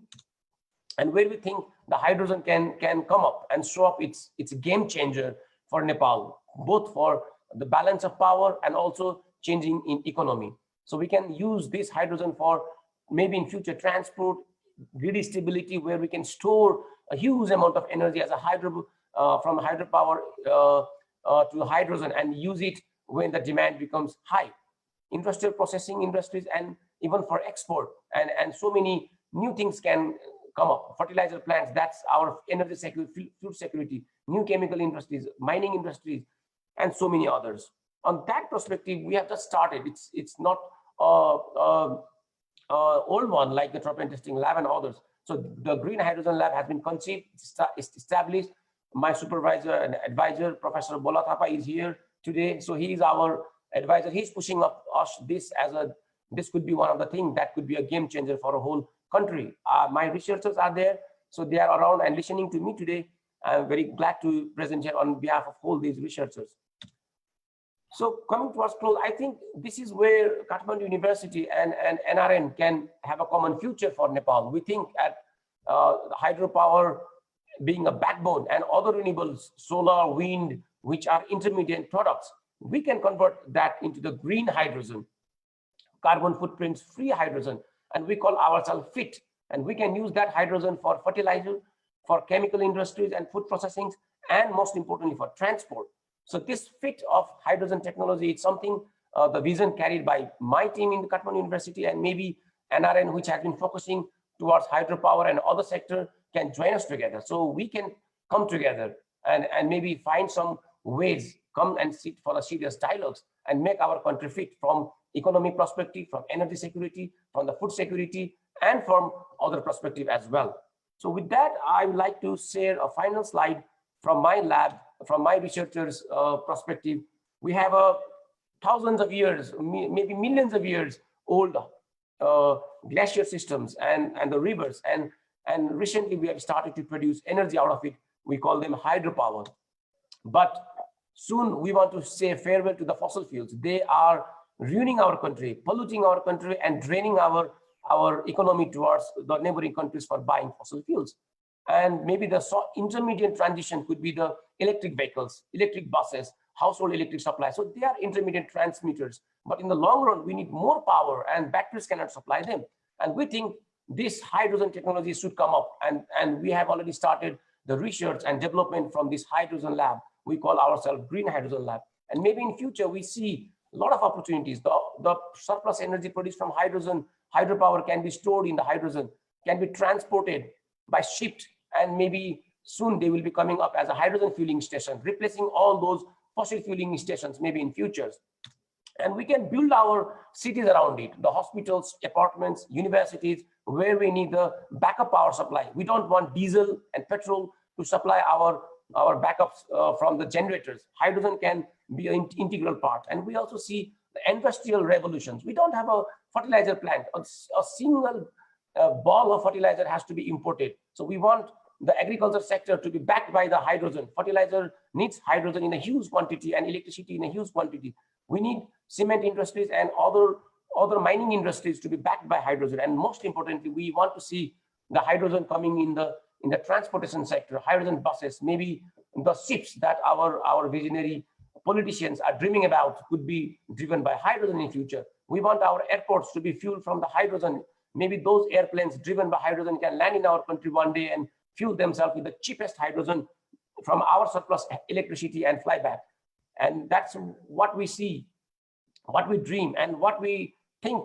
It's not a goal that a university can take up. We have already started dialogue with the government and policymakers. We have celebrated the Hydrogen Day, where the keynote speaker from today, Professor Govinda also acknowledged this work. So let's come together. That's the urge of academia. We are the university. We want to show the future to NRN, to policymakers, to politicians, to industries, so that maybe sometime in future, 2030, 40, or 50, this ecosystem is possible in Nepal. That's what I have to say from my side today. Thank you very much. Thank you very much, Biraj. It's indeed very good presentation. So it's somewhat good dreaming to have hydrogen economy in Nepal. I also agree that the selling electricity to neighboring countries could not benefit the country. Rather, we should export our product, not electricity. We should convert it into product and then sell into the other markets. That will benefit us. But hydrogen is one of the another opportunities that can use our hydropower resources to generate hydrogen. Very good presentation, very visionary one. The government of Nepal, as well as academic institution, not only the Kathmandu University, the Tribhuvan University, mainly the Institute of Engineering, is a very interested to make hand with your team. With this, I would like to invite again another presentation that is from the Institute of Engineering, Rupesh Bania and his team. So the team is going to present about geographical information system assessment for identification of pump storage hydropower potential in Nepal. As we know, we have in the Morley, the run-of-river hydropower plant exists, and also pondage type of hydropower plant, picking run-of-river type of hydropower, but still storage type of hydropower is very, very less. But there is a new concept in Nepal, but this is not new for other countries, but for Nepal, pump storage hydropower plant is a new concept. For that study, the GIS application will be very, very better. Rupesh Bania and his team has worked, so they have a good proposal for GIS application in hydropower study. So let's welcome Rupesh Bania and his team for presentations. But please be strict in time because we are running out of time. We are very late. We are late by already 20 minutes. The floor is yours, Rupesh. Hello and namaste. Respected session chair, coordinator, and all the participants. I am Rupesh Bania, graduate student at Pulcho campus IOE. Here I represent a team of Ashish Shrestha, Sasank Karki, Prithvi Khadka, and Dr. Ramesh Kumar Maski. I am here to present on assessment of pumped storage hydropower potential in Nepal. Talking about project and energy scenario, electricity in Nepal shares only 3% of total energy mix. Numerous hydro and solar projects are under different stages of development. Government of Nepal has implemented a 10-year action plan to achieve a generation mix contributed by 30 to 35% storage and pumped storage and 5 to 10% non-hydro renewable. Integrated Nepalese power system INPS is hydro-dominated. Run-of-river hydropower contributes more than 70% of total energy. Daily peak of around 2 hours is a typical load scenario in our system. Maximum peak load is around 1400 megawatt in 2019, whereas it was of about 1500 megawatt in 2018. Issue and challenges. Both production and demand will increase in near future. We need installed capacity more than 35,000 megawatt by 2040. We seriously lack expansion of industries, electrification in transport, agriculture, and other sector. Electricity consumption pattern is mainly governed by residential use, which is subjected to diurnal variation. In very near future, peak demand and surplus or spill energy management will be a great challenge. Also, solar and wind energy should be integrated in the grid. Then there arises a question of flexibility and reliability in the system operation. So we need a utility scale electricity storage in the system that acts as a daily rechargeable battery, which utilize the otherwise wasted energy during off-peak hour and supply the same during peak time. This also must facilitate optimal production and consumption of energy. In this regard, pumped storage hydropower can be one of the solutions. In a global scenario, 158 gigawatt hour pumped storage accounts for 94% of installed global energy storage capacity. So what is pumped storage hydropower? Pumped storage hydropower is a type of hydropower which utilizes storage of two reservoirs at certain head difference. It operates in two modes, pumping and generating mode, as shown in the picture. In the present context of Nepal, two potential sites are under study, Begnas Rupa Lake of about 150 megawatt and Lower Seti of 104 megawatt. So what is the pump storage potential of Nepal? Are there any other site? Potential study of pumped storage involves identification of suitable site for two storage facility. In this study, we developed a GIS-based model for spatial analysis and calculated potential energy and generation mode. This is a GIS-based model where we give study area DEM as an input. We restricted our study area within region below 5,000 meter altitude. Then database of lake, flatland with slope less than 10% and storage site of hydropower project are entered. Criteria of minimum surface area, head difference and distance between upper and lower reservoir are applied. In GIS model, potential sites are obtained after spatial analysis. Thus obtained sites are theoretically feasible site. Using 5-meter depth of discharge, we calculated theoretical potential energy. Further analyzing the technical criteria like length to head ratio, proximity to road, and distance from transmission facility, we finally obtain the technically feasible site. Using 2-meter depth of discharge, we found out the energy potential, which is technically viable. Now let me present the result under different scenario R1, R2, R3, and R4. As shown in the picture, R1 represents the site with two existing lakes that can be linked with hydro and electromechanical facility. We found 28 technical sites with 4 gigawatt-hour energy potential. R2 involves utilizing an existing lake as one reservoir, either lower or upper, and constructing a storage facility by two methods. Method 1, R2M1. In R2M1, we utilize flat land and excavate it to use as another reservoir. There are 51 such sites as shown in the picture with 9 gigawatt-hour potential. In R2M2, we construct a dam on a river or valley nearby existing lake. 86 sites can be developed for 16 gigawatt-hour energy in this scheme. R3. In R3, we construct storage facility in flatland and river to utilize them as upper and lower reservoir as shown in the picture. 848 sites with 134 gigawatt-hour energy are found to be technically feasible. Now R4. In R4, we utilize storage facility of existing and planned hydropower project and search for suitable flatland in the vicinity.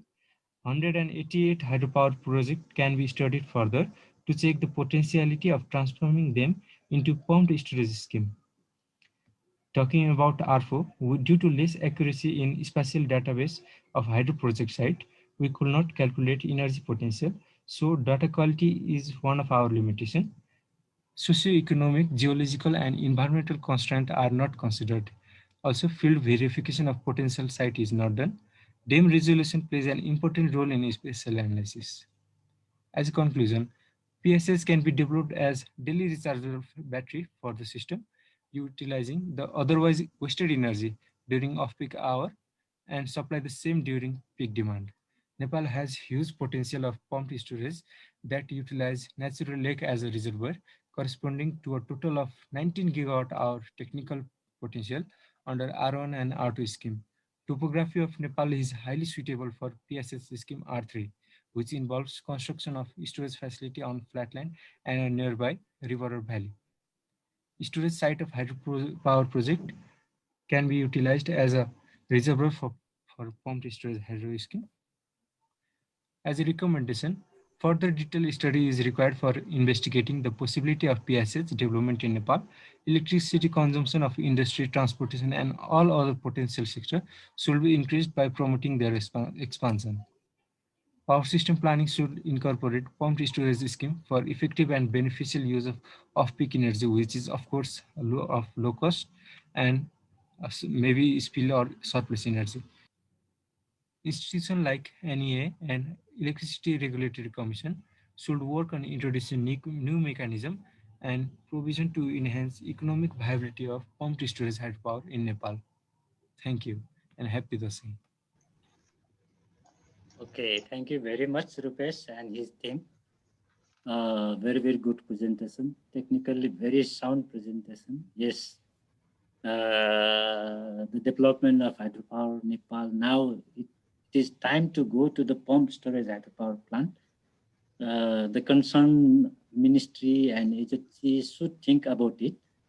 Now let's invite Ravi Chandra Koirala and his team for contributed talk. Ravi Chandra Koirala and his team is from University of the West of Scotland, and they are going to present on topic blockchain for a smart grid. Again, it is the use of the electricity, exploring application in energy trading with electric vehicle in vehicle to grid network. Ravi, floor is yours. Yeah, thank you, sir.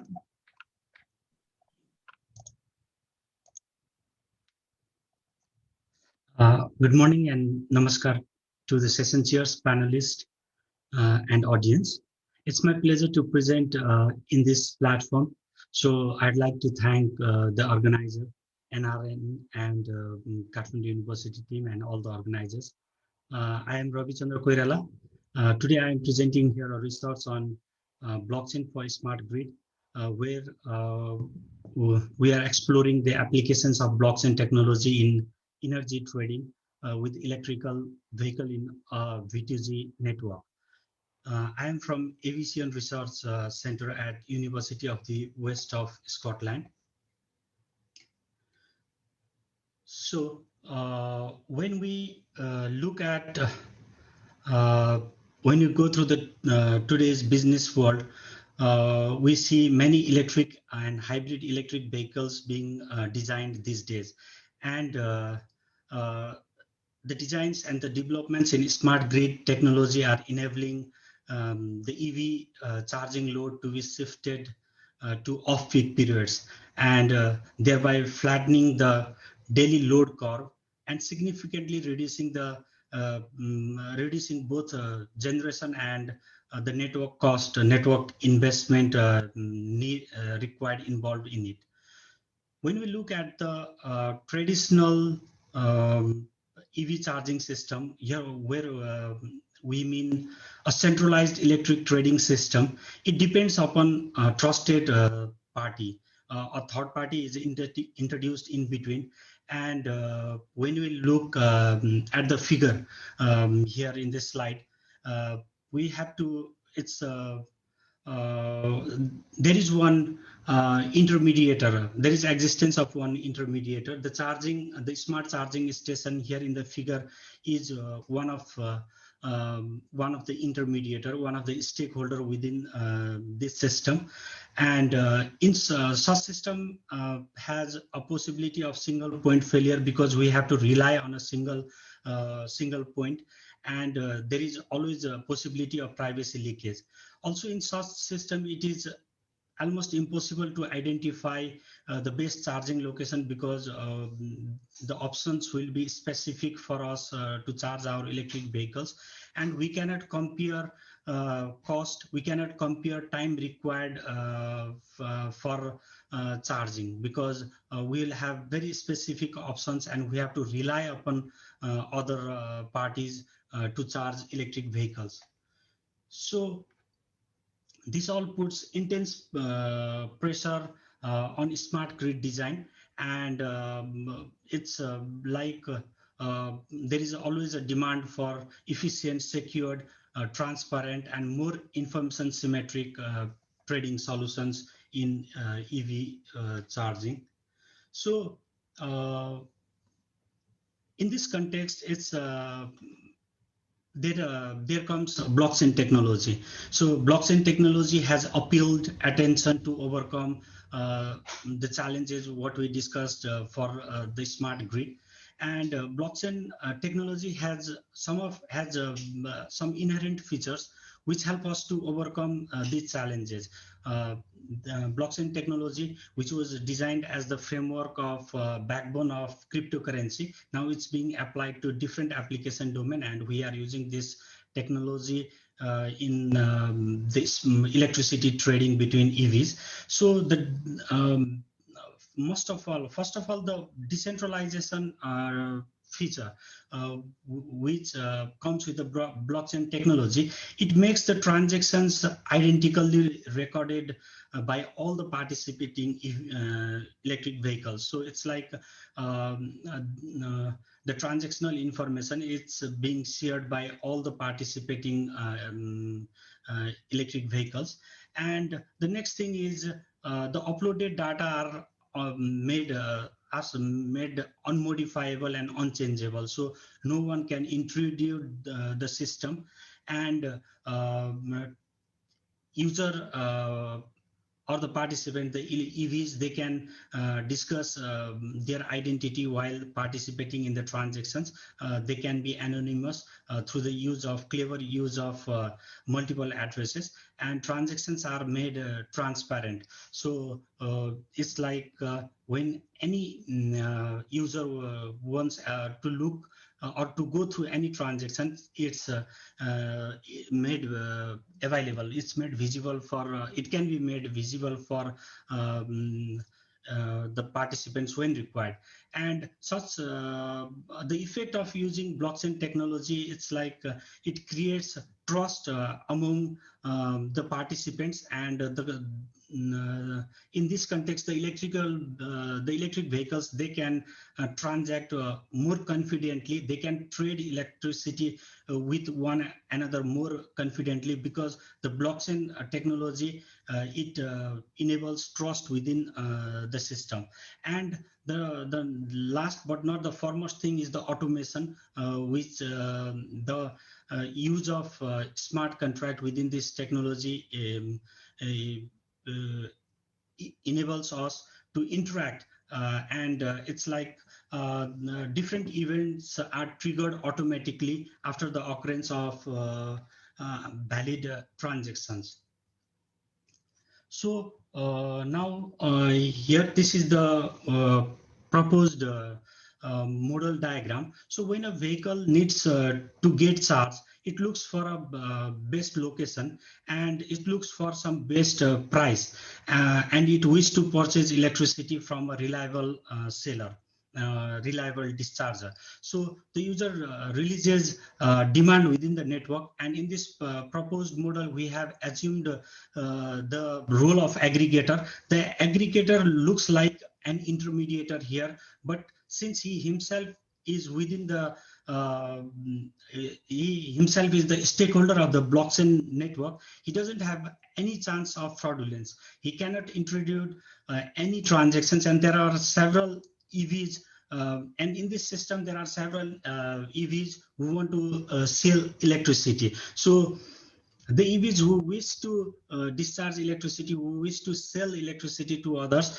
they check the peak demand and grid price before submitting the code. And the EVs who wish to discharge the code, they just submit the code, and when the code is submitted, the buyer who wants to buy electricity, he evaluates the code. So while evaluating the code, he evaluates it, he compares it with in terms of cost, in terms of location, and in terms of how reliable is the seller. So with all this, if it's acceptable and he accepts the code, and when he updates this information in the network, in the blockchain network, then the transaction occurs. So the seller sells the electricity, and the buyer pays for the electricity automatically. It happens automatically. The smart contract which we have coded here, in which the business logics are coded here, it enables the automatic triggering of the payment and all other actions involved within the transaction. So this is the transactional this is the transactional diagram of the overall process, what we have explained in the flow diagram previously. And after implementing blockchain in the electricity trade between the electric vehicles, so we have identified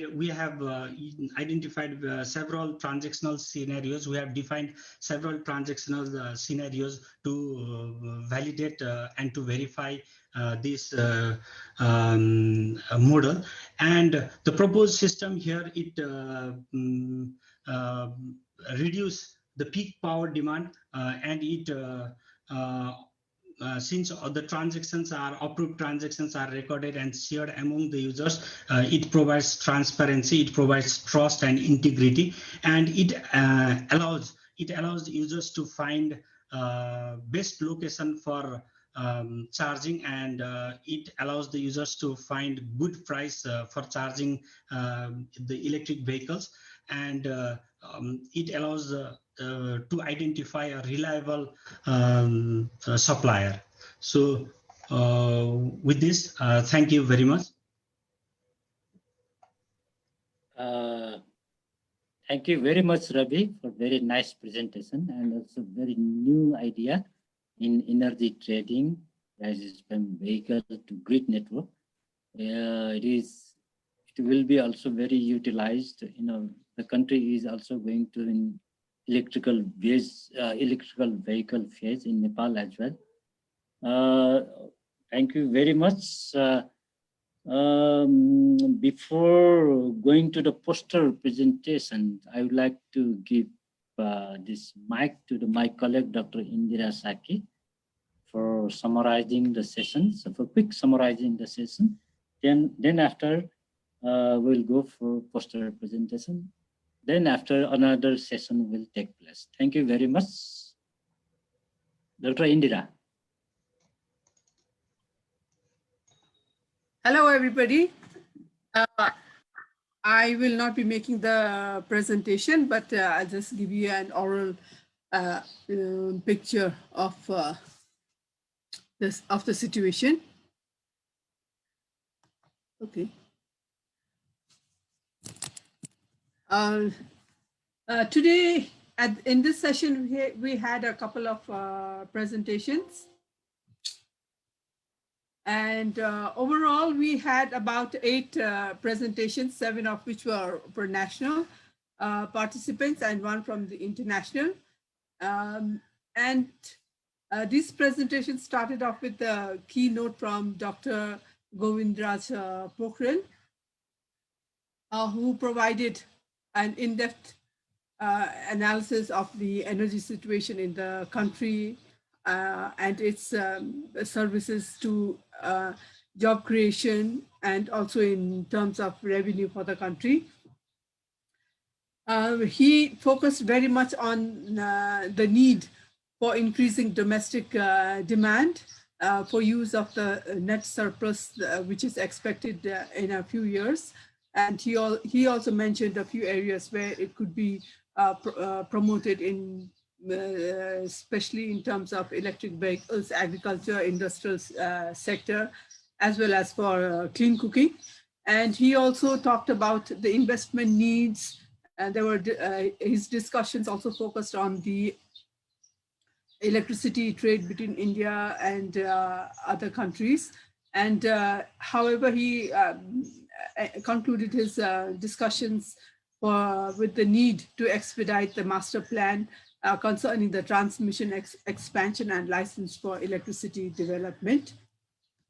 And he also reiterated the need to address the concerns of the private sector if the energy sector is to be promoted in a sustainable manner. The second presentation was on the overview of Nepal energy sector by Mr. Sagar Raj Gautam,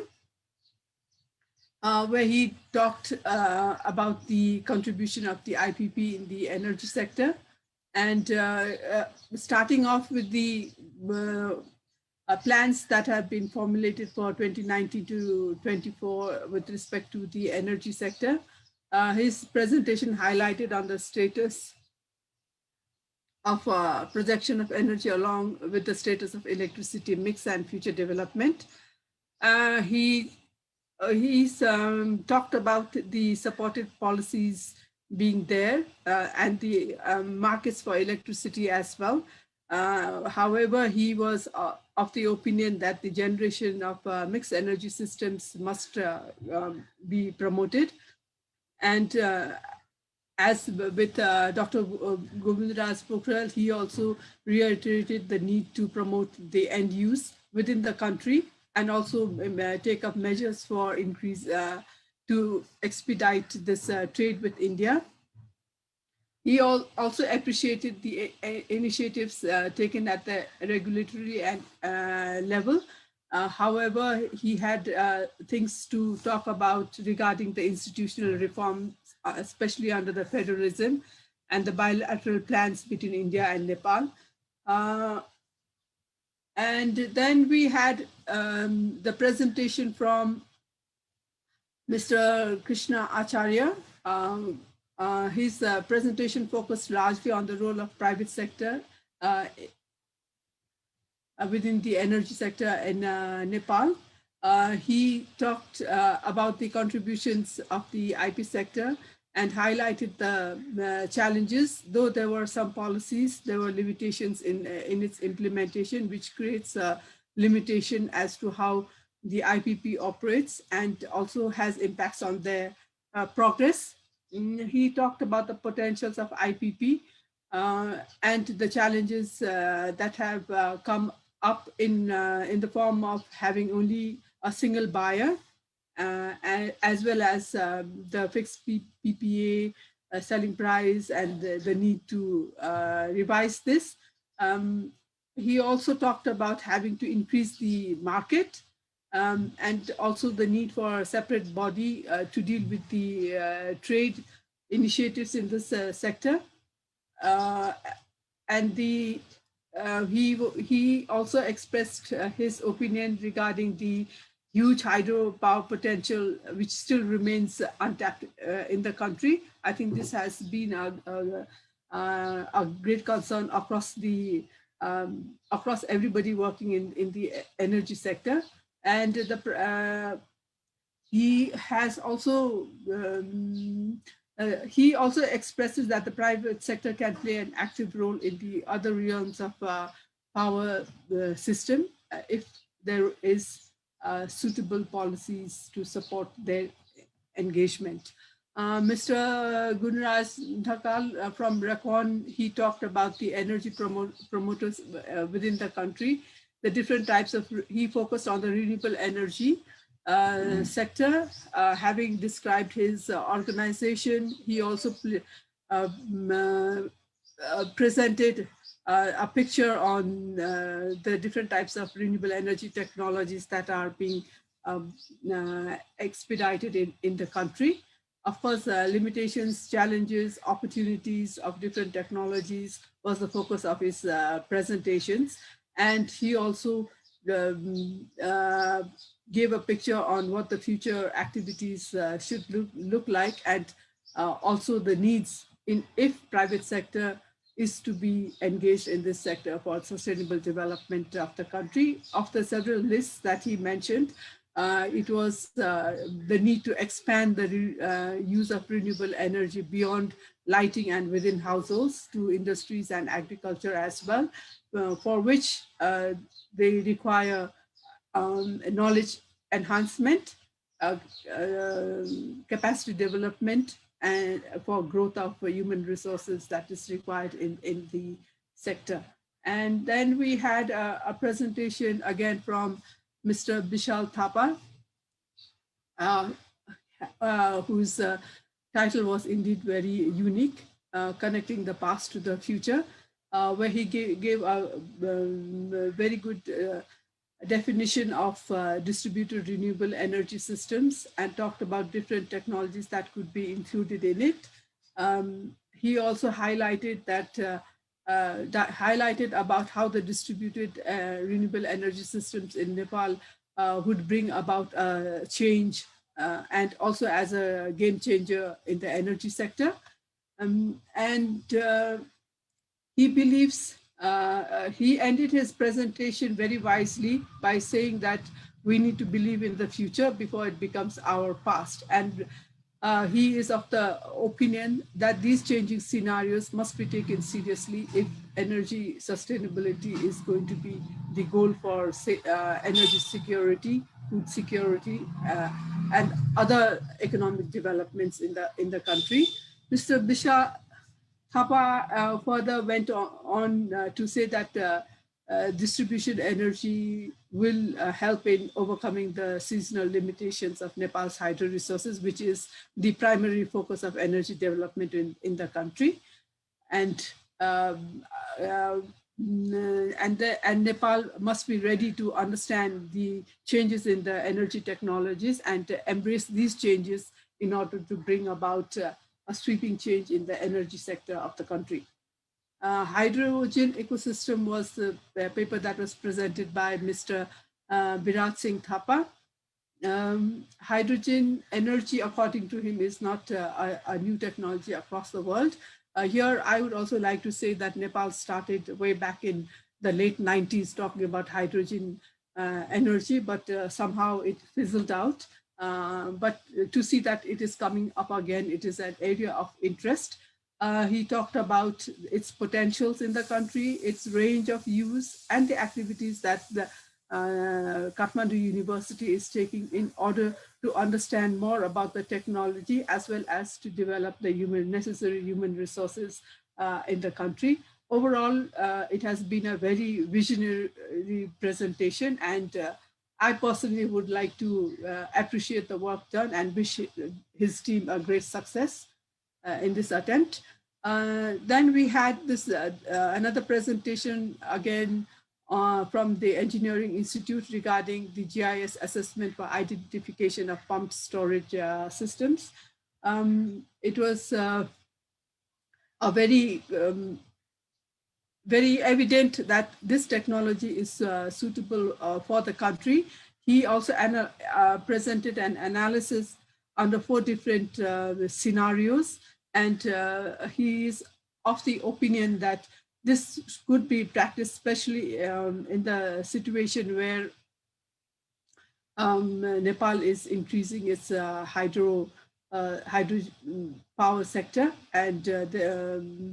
and also I think keeping in mind the geographical structure where it may not be possible for other energies to go, these new technologies could come up as a solution to the present limitations that we are facing in the sector. And then we had the last one from Mr. Ravi Chandra on the blockchain for smart grid, exploring its applications in the energy trading with the EV. This presentation provided a background on the electrical and hydrogen-based vehicle EV charging systems, the networks that are required, the probable challenges that the supplier or the service provider in this sector could face. The blockchain stands out as a solution to overcome all this with respect to electric charging for the vehicles. His presentation gave a detail on the operations and the approach for the transactions regarding the use of the system. And he is of the opinion that it will reduce this the load on the present supply system and shift it into the peak, the off-peak available energy, which will benefit for the users as well as the service providers. The highlight of all these presentations was the opinion that was presented by Mr. Bishal regarding the paradox on available surplus energy and its availability for the in-country use for its economic development. And I highly liked that statement. I think that provides us an area for further research, further studies, and provide policy evidences for policy influencing for better and effective operationalization of our energy sector. Thank you. Thank you, Dr. Indira. So we are already late by 25 minutes. So we have only 5 minutes to play the poster presentation. Now, without any delay, I would like to request to play the poster presentations. And then after that, it will conclude the S12A session. Then we'll go for next session. Thank you very much for all. Thank you very much. Thank you, sir. So we will start with the presentation. The first presentation by Vijay Jaiswal is not here. So IT team, I would like to go for the second presentation, Grishma Raja Dahal. If you have a presentation, otherwise I will play from my side.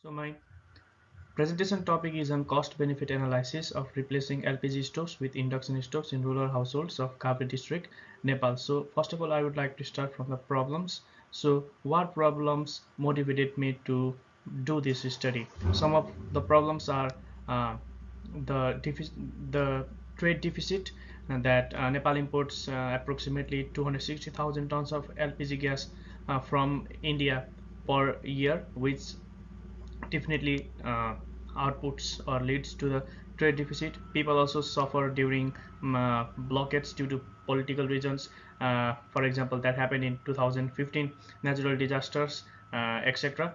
During when the fuel crisis do happen. People also suffer sometimes during festivals and some other special occasions when there is shortage of fuels. So the objective of this study is to study if the households would benefit from the transition, to study if the households would incur the cost, to figure out subsidies for the households if required.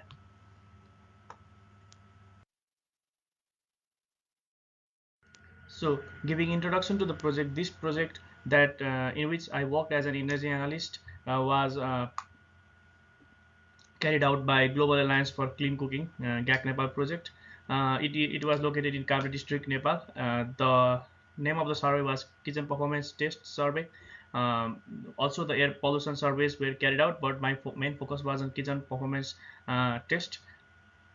This organization or this institution or this project mainly monitored the health condition of people and distributed the induction stoves. So the main function of this project is to relate the health condition of the people to the indoor air pollution.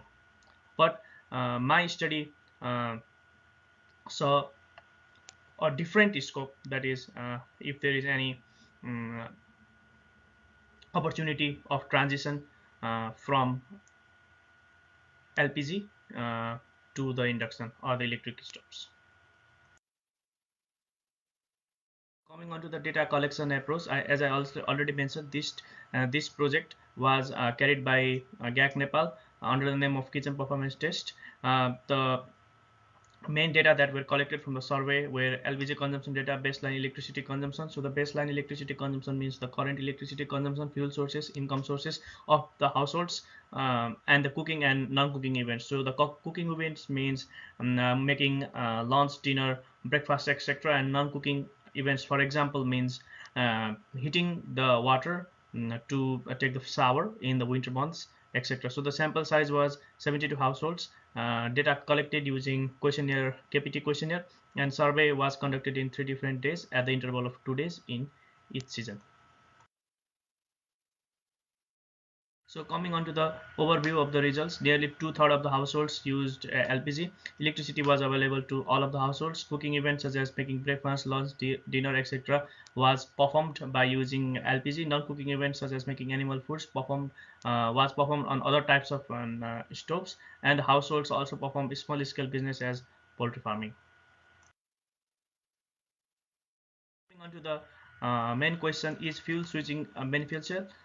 There is no any direct or straightforward answer, because the answer to this question really depends on the amount of LPG to be replaced by the electricity, current baseline electricity consumption, and the amount of subsidy provided. These conclusions can also be seen visually through the graph, which is attached to the slide. So the net present value was also tried to analyze because this gives the overall cost or benefits that the household should incur at the end of the project or at the end of the lifetime of the induction stoves. Here the end of the project is considered as the end of the lifetime of the induction stoves. So again, the conclusion is 2/3 of the households would incur cost negative benefits at the end of the life cycle of this project. So as mentioned in the previous slide, a majority of households would incur the costs or the negative benefits at the end of the life cycle of the project. So what can be done to address that issue? Subsidy. So what are the subsidy requirements? How much? There is no any direct answer, again, because it really depends on the amount of LPG consumption, amount of current LPG consumption, and the baseline electricity consumption, that is the current electricity consumption that the households are consuming. So coming on to the sensitivity analysis, different topics were analyzed for the sensitivity analysis, within which one of them was LPG usage. So when the LPG usage increases, or say that if the households are currently using more LPG, then the benefits after transitioning to the electricity would be more, because the LPG price is higher than the electricity price. Another topic that was analyzed for the sensitivity analysis was efficiency of the induction stoves. As we all know, when the efficiency of the induction stove is more, or let's say that if the more efficient induction stove is used, then the net present value at the end of the life cycle of the project would be more. Topic that was chosen for the sensitivity analysis was discount rate. Like by a general rule of economics, when the discount rate increases, the net present value should decrease. But in this figure, it has been shown as the discount rate increases, and the NPV also increases. A positive relation between discount rate and NPV. This is because that the initial price, or the initial cost, or the cost at the time 0 was taken as negative. So this graph gives us the opposite result. Theoretically it is correct, but in general the graph should not be positive. That means the relation between the discount rate and NPV should not be positive. But this does not mean that this graph is wrong, but it just means that the cost at the beginning of the study, that is at the time 0, was taken as negative. So conclusion and recommendation. So the conclusion is about 2/3 of the households would incur costs. The subsidy would be required for households to gain benefits. Subsidy depends on the LPG usage and baseline electricity consumption. Higher the baseline electricity consumption, higher would be the subsidy amount. And the recommendation is safety first, guiding households to use the electrical appliances.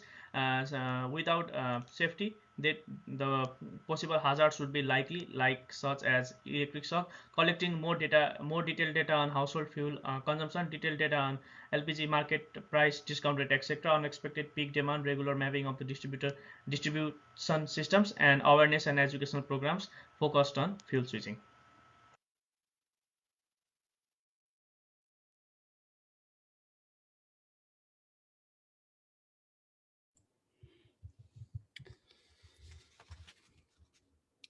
Do you have